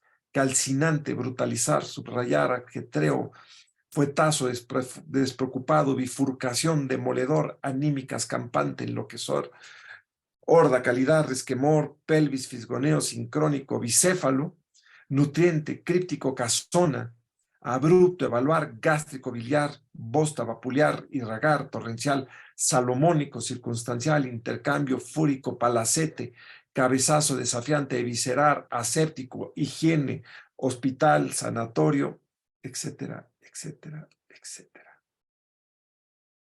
A ver, Guillermo, ¿y ahora qué vas a hacer después de este libro? ¿Qué vas a hacer? Si esto ya te retó, ya está una lengua inventada, ya sacaste, creo que fueron 600 palabras, por ahí dijiste que no podías meter. ¿Ahora qué vas a hacer? Si vieron lo que estoy haciendo ahorita, van a decir, yo sí ya le dije a la editorial, estoy haciendo esto, pero nos parece muy interesante, pero muy interesante significa, es como, ¿qué te parece mi novia? Simpática. Y creo que la palabra interesante es, bueno, vamos a ver si te publicamos, pero bueno. Nos vamos a esperar 2 años a que nos digas. Sí, efectivamente así va a ser. Pero ya Pero, estás trabajando. pero me encantó el reto y fíjense toda la cantidad de palabras que tuve que sacar. No, bueno. Y hay muchas que yo pensé que sí eran de esa época, pudor y esas cosas, ¿no? No, mira, hay algunas que te voy a decir que yo pensé que eran. Farragoso yo pensé que era de esa época. Organismo, borborismo, creí que era súper vieja. Cero. En cambio, palabras que yo pensé que eran novísimas, como centrífuga y centrípeta, son del año 1100. No. Estamos, no sé si estaba la palabra estupefacto, pero así estamos, oye, qué cosa, ¿eh? Oh, bueno. Ya nos estamos acercando al final de la charla contigo. Siempre de veras es un placer. La vamos a volver a ver y ver y ver y ver. Hasta aquí a 2 años, a ver ahora qué nos vas a traer, porque yo ni cómo le vamos a hacer, pero bueno. Maite Larrañaga. Y luego te quiero preguntar, ¿qué tanto tienes todavía contacto con la Ibero? ¿Cuántos años estuviste en la Ibero? Entre todo y todo. Estuve 20 años, hasta que muy groseramente un director venido de la nada, yo acabo de regresar de mi sabático, nos despidieron de manera espantosa a varios de nosotros. Entonces rompí toda relación con la Ibero. Nos corrieron a Alberto Almeida, a mí, a Carmen Gómez Montt, a Nacho Rodríguez, Todos mis profes. a Lourdes Amador, a Pancho Rodríguez, a todos nos corrieron. Nos corrieron de golpe. Yo estaba de sabático, yo llegué y me dijeron, te vas. No, pues me fui. Entonces, fue una forma muy grosera de haber sido expulsados de la universidad sin ninguna justificación, que el nuevo director que venía de fuera quería meter a su gente. Y ya no se reconstruyó ese puente. Pero una universidad, una institución que se dice humanista no tiene la capacidad de reconocer un error, de decir, miren, fue un error, entonces no me interesa un vínculo con esa institución. Ok, pues que mira aquí cuántos exalumnos tienes. Sí, lo sé. Con los exalumnos sí, por supuesto. No, y mis hijos estudiaron ahí a pesar de eso y estudiaron comunicación ahí, a pesar de ello. O sea, yo no me opuse a su decisión, pero no me interesa una institución que no tiene la humildad de reconocer que cometió un error con varios de sus profesores, de manera injusta. Y fue para quienes estábamos ahí en ese tiempo, fue una época complicada. En fin. Vámonos con Maite Larrañaga y Tere Uriel y ya terminamos. Por cierto, hay alguien que se llama Re, que había levantado la mano y la bajó. Sí, es cierto, qué bueno que lo menciona. Hola, Guillermo, es que... ¿Dónde está? Hola, Esperanza, hola a todos. Es que me subí al coche y se me hizo ya grosero preguntar así, pero gracias, Guillermo. Gracias, ahora he estado escuchándote porque fui a esa firma de autógrafos de hace unos días y me firmaste el libro y también estuve contigo en la Ibero, pero en el gimnasio y hacíamos básquetbol juntos y tengo mucho cariño por esos tiempos. Pero hay algo que yo he querido preguntarte mucho, porque tú dices, esta intuición de obedecer la obra. Y pienso que realmente para tener la sensibilidad de obedecer la obra, se necesita talento, por supuesto, pero además como valor espiritual, como libertad espiritual.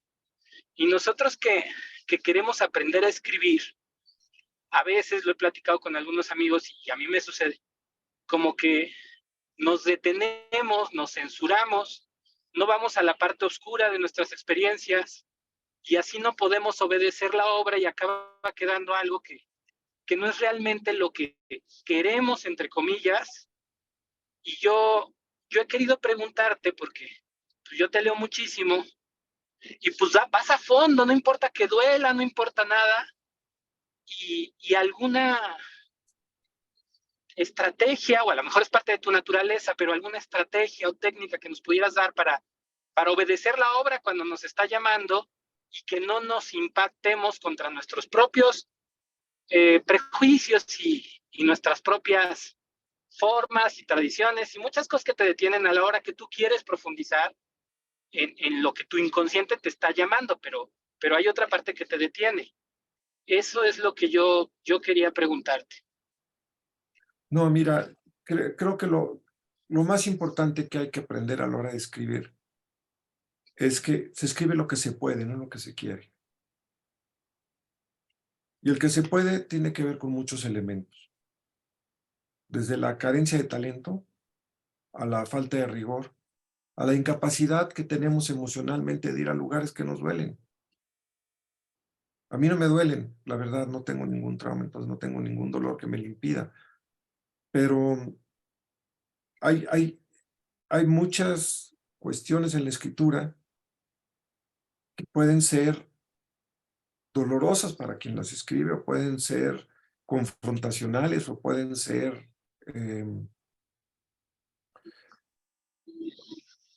inaccesibles para nosotros. Entonces, lo mejor que hay que hacer es reconocer el tipo de escritor que puede ser, no el que quiere ser. Nunca vas a ser el que quieres ser. Si yo fuera el escritor que quiero ser, ya me hubiera ganado el Nobel. ¿No? Entonces, se escribe lo que se puede. Y hay una serie de obstáculos que tenemos que el inconsciente no va a permitir salir por alguna razón. Y no hay que pelear contra eso. Lo mejor es no pelear contra eso, sino a sabiendas de que tengo eso por alguna razón que se detiene, ¿qué tipo de obra puedo yo construir? y tener la humildad para saber la obra que puedes construir. Yo, a los que fueron mis alumnos, sobre todo los que les di creación literaria, les decía, nunca cuando escriban traten de ser profundos, jamás traten de ser profundos. Si ustedes son profundos, la obra será profunda. Pues no se puede ser profundo a voluntad. Limítense a contar la historia. Entonces cuenta la historia que tengas que contar y no te preocupes por lo demás. Lo único que te debe preocupar es el rigor, es corregir y corregir y corregir. Esa es la preocupación que sí está en nuestras manos. El rigor sí está en nuestras manos. La calidad de la obra no está en nuestras manos. La profundidad de la obra no está en nuestras manos.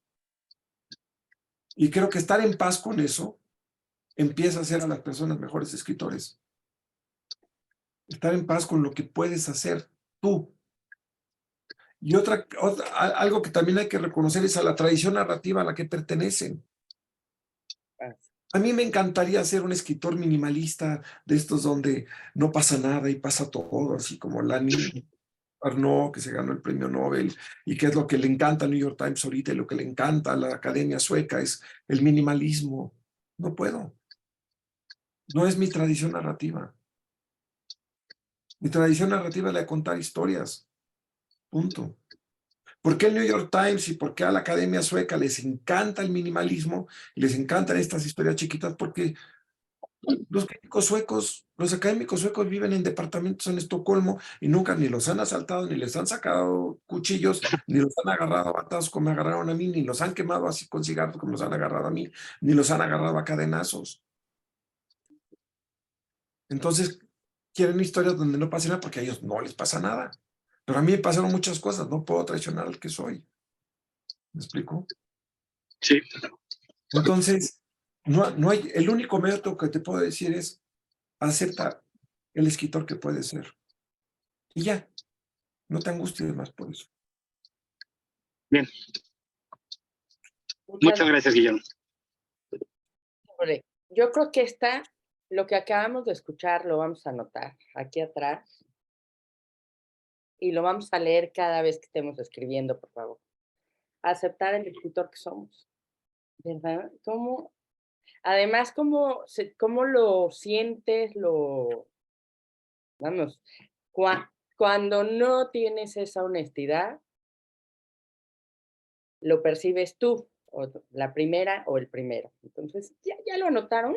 Atrás de extrañas, por favor. Maite Larrañaga, ¿cómo estás? ¿Dónde andas? Hola, hola, ¿qué tal, Esperanza? ¿Qué tal, Guillermo? Estoy en Washington y pues el libro lo leí desde el momento en que supe que Esperanza te había invitado, me lo devoré porque sí es un libro, como no le pones puntos, pues no se puede parar. Y como no se puede parar, pues me dediqué a no parar porque no pude. No pude porque sí me subyugó, digamos. Es de esos libros que definitivamente no se olvidan. No es un libro que yo diga, bueno, alguna vez leí un libro, ¿de qué se trataba?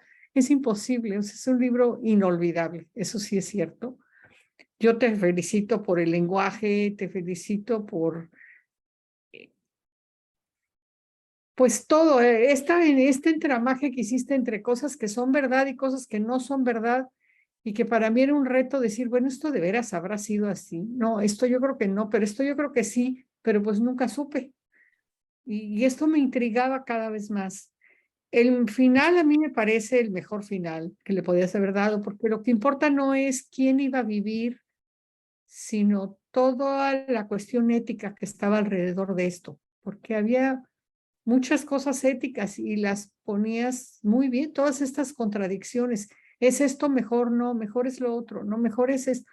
Y de veras me fui yendo con todo este diálogo que fue sucediendo a través del libro y lo sufría, de verdad lo sufrí. Yo tenía dos preguntas. Una que ya le contestaste a Esperanza de que no la vas a contestar, que qué estás haciendo ahora. Y la otra es, ¿cuál de todas tus obras es la que más te gusta? La respuesta a esa pregunta es siempre la que estoy haciendo ahora. Ok. ¿Por qué? Porque es la que me emociona, es la que le estoy poniendo mi energía, es la que invade mi cabeza, ¿no? Es como tener, estás embarazada o embarazado y tienes emoción de cómo va a ser y dónde van a ser el niño, tal y tal. Los otros ya se fueron a la universidad, ya. Ahí te llaman de vez en cuando, ¿no? Pero lo tienes que cuidar, van a nacer, le tienes que cambiar pañales y entonces es el hijo que viene siempre el que te está llamando la atención. No es que sea tu hijo favorito, es en el que está tu atención. Y mi atención está en lo que estoy haciendo ahorita. Pues es que la escritura además, ¿estás de acuerdo, Maite? Es eso, es vivir el presente. Pues sí. Estás en el presente, no estás escribiendo el libro ahora, o el cuento, o el ensayo, pensando en el ensayo que hiciste hace 3 años, ¿no? No, Bueno, lo que no quiero es convertirme en Flaubert, que fue prisionero de Madame Bovary. Ok. Y Flaubert corrigió, tiene 18 ediciones distintas de Madame Bovary y nunca lo quiso soltar. No quiero tener la cárcel de Bovary, de Flaubert, ¿no? Decía Alfonso Reyes, un libro nunca se acaba, solo se publica, ¿no? Oye, Entonces, Guillermo, y hablando de eso, ¿tienes estas dudas después de haberlo publicado? Decir, "Chin, este personaje no se merece ese final", o ¿qué haces con todas, esas dudas? O ya, lo soltaste y adiós. todas las dudas. Te digo que vivo con el síndrome del impostor. Entonces, no solamente son las dudas de, puta madre, y si hubiera hecho esto y si hubiera hecho aquello, ¿no? Pero no se puede hacer más. La obra está publicada, ya salió al mundo. Hace rato lo abrí al azar y vi un horror. Odio las cacofonías y esto fue una cuestión cacofónica. Dije, carajo, ¿para qué la reescribes tantas veces? ¿Para qué la corriges tantas veces si se te va una pendejada de este tamaño? Pues ya prefiero ni volver a leer, ¿no? No, ya no. Entonces no hay un hijo favorito. No hay un hijo favorito. Okay. Así es. A ver, tenemos unas 3, 4 manos levantadas. ¿Qué dices, Guillermo? Vamos rápido. Denme nada más ¿Qué hacemos? un minuto que llegó mi hijo, déjenme ir a saludarlo, ¿sí? Claro que sí. Mientras tanto, Tere, Cristela, Adriana y María van a hacer una pregunta así.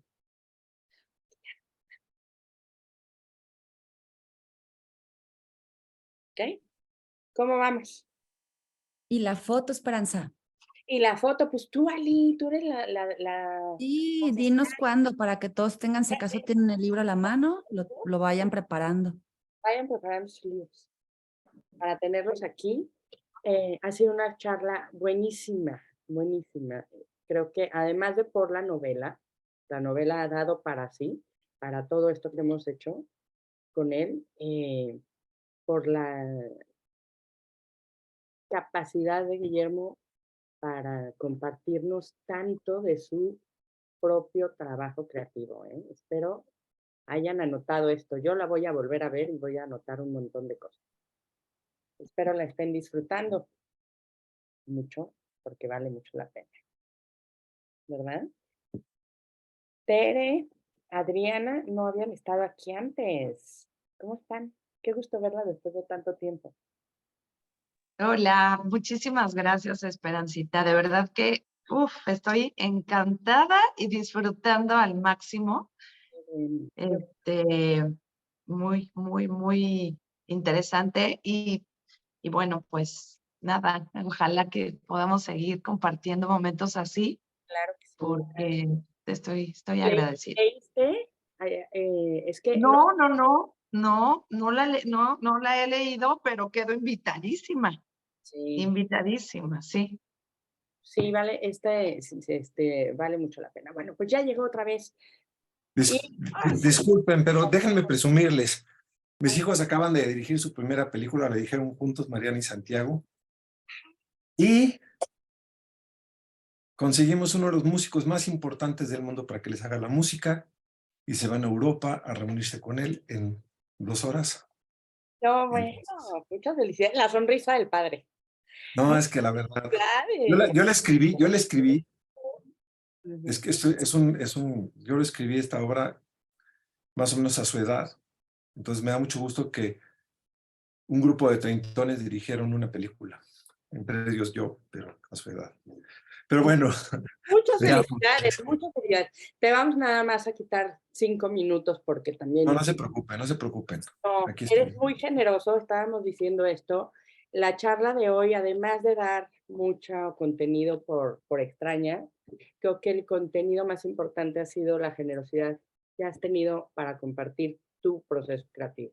Entonces, vamos rápido, 5 minutos, por favor, Tere, Cristela, Adriana y Mónica, y nos despedimos. Y la foto que dice Ale.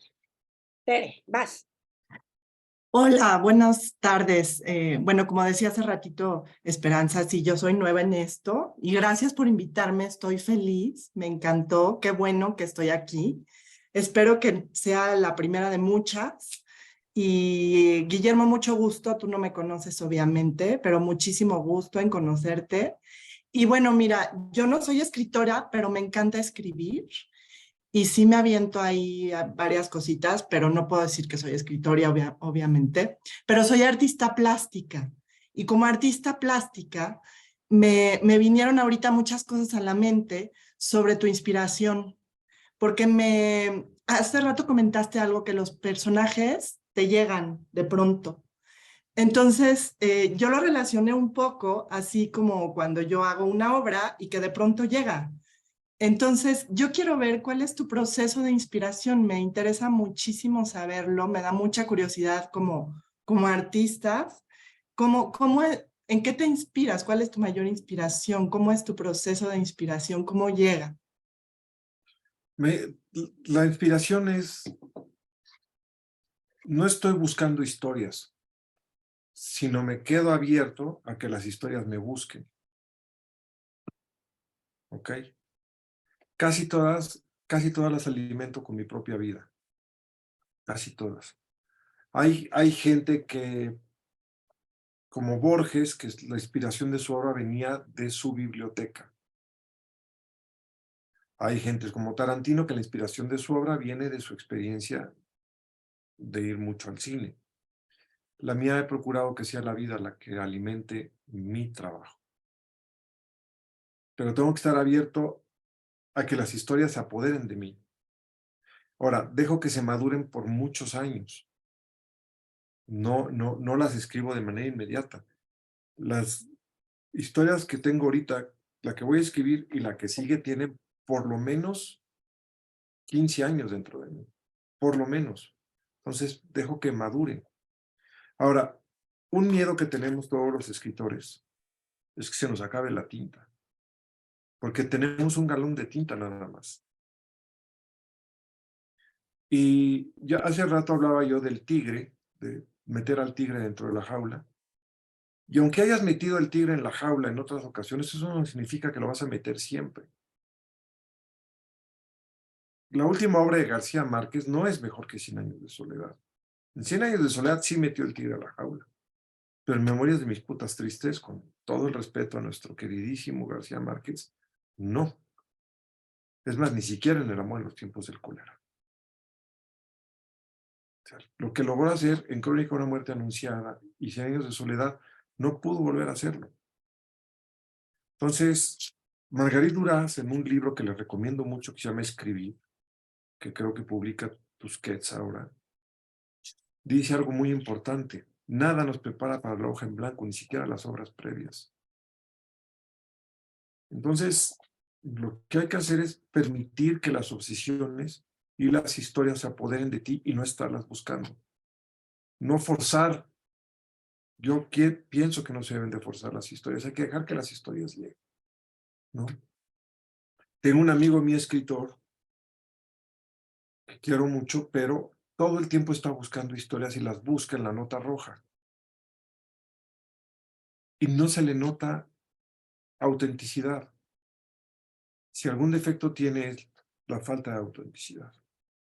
Ahora, quiero hacer ya que ustedes son escritores, todos, y escritoras, hay gente que confunde escribir bien con ser un autor. Y publican libros, pero eso no los convierte en un autor. ¿Y a qué me refiero a un autor? Al fin y al cabo, lo que pesa en una obra es el mundo que presenta un autor. Y cuando no hay mundo, entonces se convierte solo en un libro bien escrito. No se puede forzar ese mundo. No se puede. Y la mayor parte de los escritores tienen peso porque tienen un mundo. Faulkner tiene un mundo, Shakespeare tiene un mundo, Rulfo tiene un mundo, Martínez Guzmán tiene un mundo, Octavio Paz tiene un mundo. Hay un autor que repetidas veces me critica, ¿no? Porque él dice que escribe infinitamente mejor que yo, que es verdad, pero no tiene un mundo. Yo no estoy diciendo que yo lo tenga, pero él no tiene un mundo y le da mucha rabia que sus libros no les vaya bien, porque él escribe mejor que nadie. No sé si me explico a este respecto. Pero al fin y al cabo es el mundo de un autor lo que lo hace importante o no, no el que escriba bien. No, escribir de manual no es la respuesta, ¿no? Exacto. Muchas gracias. A ver, Cristel Romero, ¿cómo estás? Ahí andabas, vas, vienes. ¿Estás? Esto del Zoom luego es como espiritismo, ¿no? ¿Estás? Cristel, ¿me oyes? Ahí estás. No, Ahora, necesitas tu micrófono, Cristel. el micro. Abre tu micrófono para que te podamos escuchar, por favor, Cristel. Ah, ya, perdón. Es que no tengo luz en casa y me vino un café para no perderme la charla con Guillermo Arriaga. Yo solamente tengo un comentario que me conmovió mucho leerlo porque cuando yo leí El Llano en Llamas de Juan Rulfo a los 6 años, imaginé a Juan Rulfo en el tejado de mi vecino describiendo nuestra vida. Yo era la niña a la que se le había ido la vaca en el río. Entonces, no me había sucedido nuevamente esta situación hasta que empecé a leer El Salvaje de usted, Guillermo Arriaga. Te imagino en el techo de al lado describiendo nuestra vida en la Ciudad de México, en esas mismas colonias peligrosas en las que tú creciste. De hecho, mi hermano también se llama Carlos y murió muy joven. Y es algo realmente conmovedor y emocionante imaginar a un artista describiendo nuestra vida. Es mi única observación. Creo que solamente lo logran grandes escritores, describiendo el mundo que inventan y lo están creando en cada instante y lo van además describiendo. El mundo que tú inventas es el que estamos viviendo junto contigo. Entonces, yo solamente quiero describirte mi admiración y gratitud por describir al Jaibo, a Carlos y a todos tus personajes, que son mi familia y mis amigos también. Ay, muchas gracias. Mira, te voy a decir algo, digo, no hay punto de comparación, solamente voy a decirte lo que opinaba Faulkner al respecto. Decía, ¿quieres ser universal? Habla de tu vecino.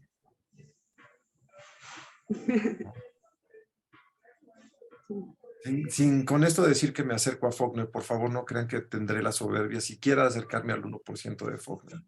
Pero eso es lo que decía Faulkner. Lo que es chistoso es que un libro tan de la unidad modelo y tan de Ixtapalapa como El Salvaje fue un éxito en Holanda. Se vendieron miles en Holanda. No entiendo por qué, pero fue un mega éxito en Holanda, ¿no? Pero bueno. Muchas gracias, Cristel, por tus palabras. Me motivas a seguir escribiendo. Es muy emocionante leerlo. Gracias a usted por describirnos a todos los de la colonia. Gracias. Gracias a ti. Un abrazo muy fuerte, Cristel.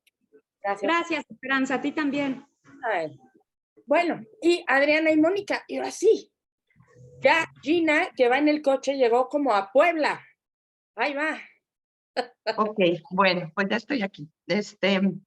Bueno, como te decía, agradecidísima por esta oportunidad de poder estar presente en esta charla. Y bueno, mis comentarios también los fui escribiendo porque si no, no me gusta perderme en lo que voy pensando durante ella, ¿no? A ver, venga, Entonces, bueno, no hay punto y aparte a todo esto de las comas, y pienso que me deja invitadísima a leer la novela, porque bueno, esto de las comas, pues al final así es la vida, ¿no? Es la continuación de la misma vida cuando puede haber pérdidas, pero la vida continúa y marca un antes y un después, pero jamás sería un punto final para quien se queda con todas las vivencias, ¿no? Me queda toda esta curiosidad de poderla leer. Yo tengo una hermana que desde chiquita, a los 3 años, quedó con retraso mental provocado por una meningitis. Entonces sé perfectamente que pues toda esta parte de la familia y de lo que hablabas, pues sí son capítulos que van marcando, ¿no? Y que al final, cuando vives con una familia que te enseña a integrarse y que sea una persona que es igual que cualquier persona, con diferentes formas de ver la vida, pues te dan esta como escuela, ¿no? Para poder abrir y poder estar y poder entender a cualquier persona que tiene alguna discapacidad. Y bueno, en el tema de los caballos, sí en algún momento tuve un caballo y fue para mí una gran terapia. Y fue impresionante la comunicación que tuve con él, pues hasta la fecha.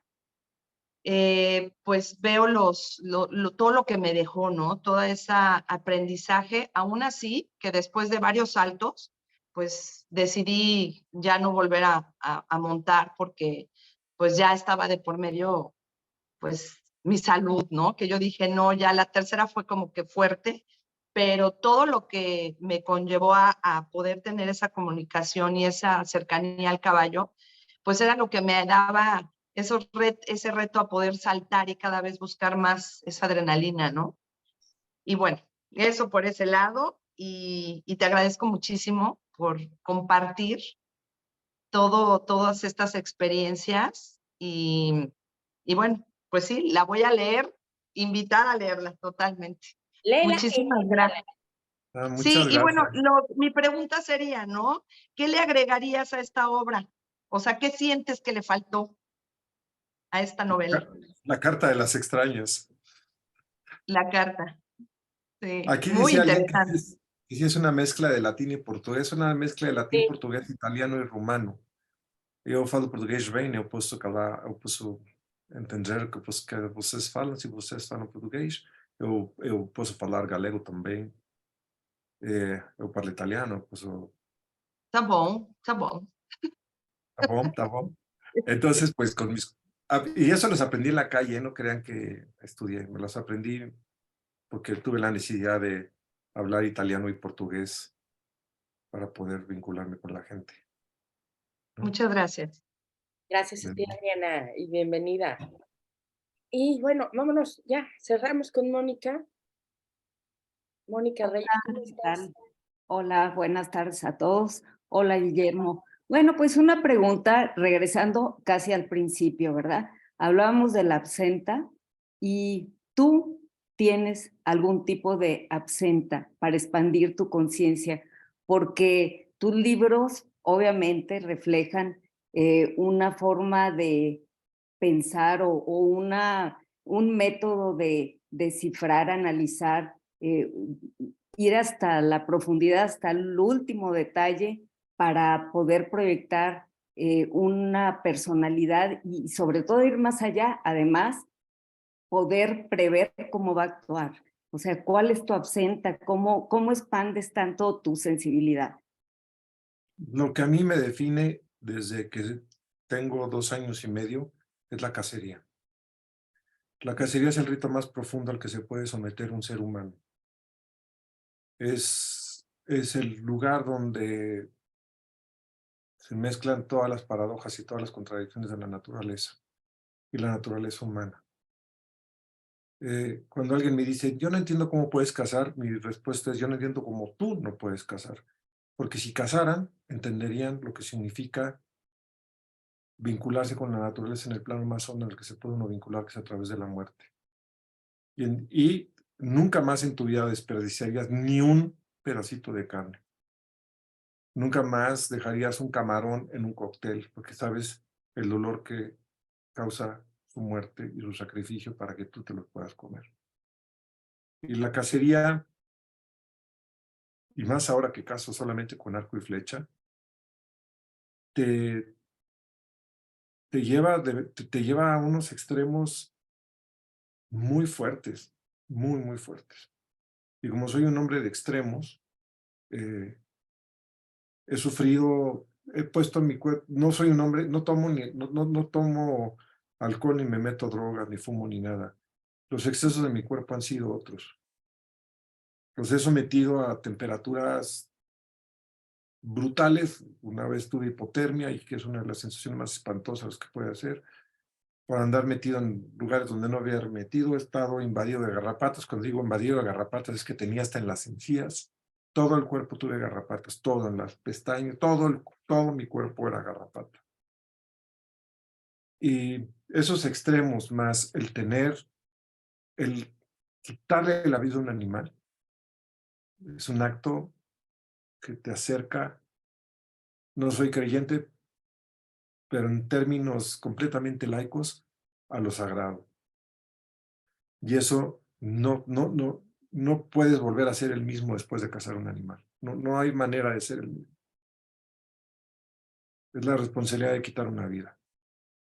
Eso es donde yo encuentro lo que necesito para poder escribir y para poder estar en la vida. Si me quitan la cacería, yo me muero de tristeza. Bueno, pues gracias, sí. No, Habrá gracias. que pensar en todo eso porque sí, está duro, sí. Ay, Guillermo, pues te invito, yo vivo en Mérida, Yucatán, y no sé si has estado en Cisal. Pues es un lugar muy interesante para la cacería. Entonces, Sí. ahí te lo dejo. Ok, muchas gracias. Digo, lo que pasa es que ahí se caza patos y con el arco va a estar difícil. Se van a acabar las flechas muy rápido. Bueno, eso sí. O sea, es con flecha, no usa rifle. Ahora solamente uso flecha. Oh, no, bueno, sí está un poco complicado. Un poco Los complicado patos darle a sí los tiene que patos con ser la con- flecha. No, Ya. pero muchas gracias por la invitación. Ali, ¿te animas a sacarnos la foto? Sí, claro. ¿Quieren abrir cámara, preparar libros? Son 2 A ver, pantallas y sonrían todos.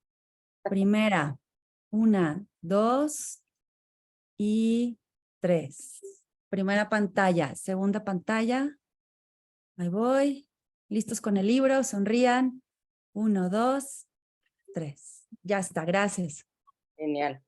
Bueno, pues hemos llegado al final de esta charla. Guillermo, como te dije al principio, agradecidas y agradecidos contigo porque eres generoso en el tiempo, en el conocimiento, en los miedos, en las dudas, en los procesos, en todo lo que implica ser un escritor.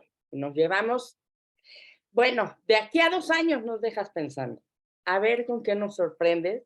Ojalá nos podamos volver a ver, porque mira, todos los que hemos sido alumnos y alumnas tuyos, tenemos recuerdos grandiosos de esos tiempos, así es que tenemos un cariño muy especial, porque desde entonces... Guillermo, tienes que comentar con nosotros el libro de vidas diversas, macroscopio de la discapacidad.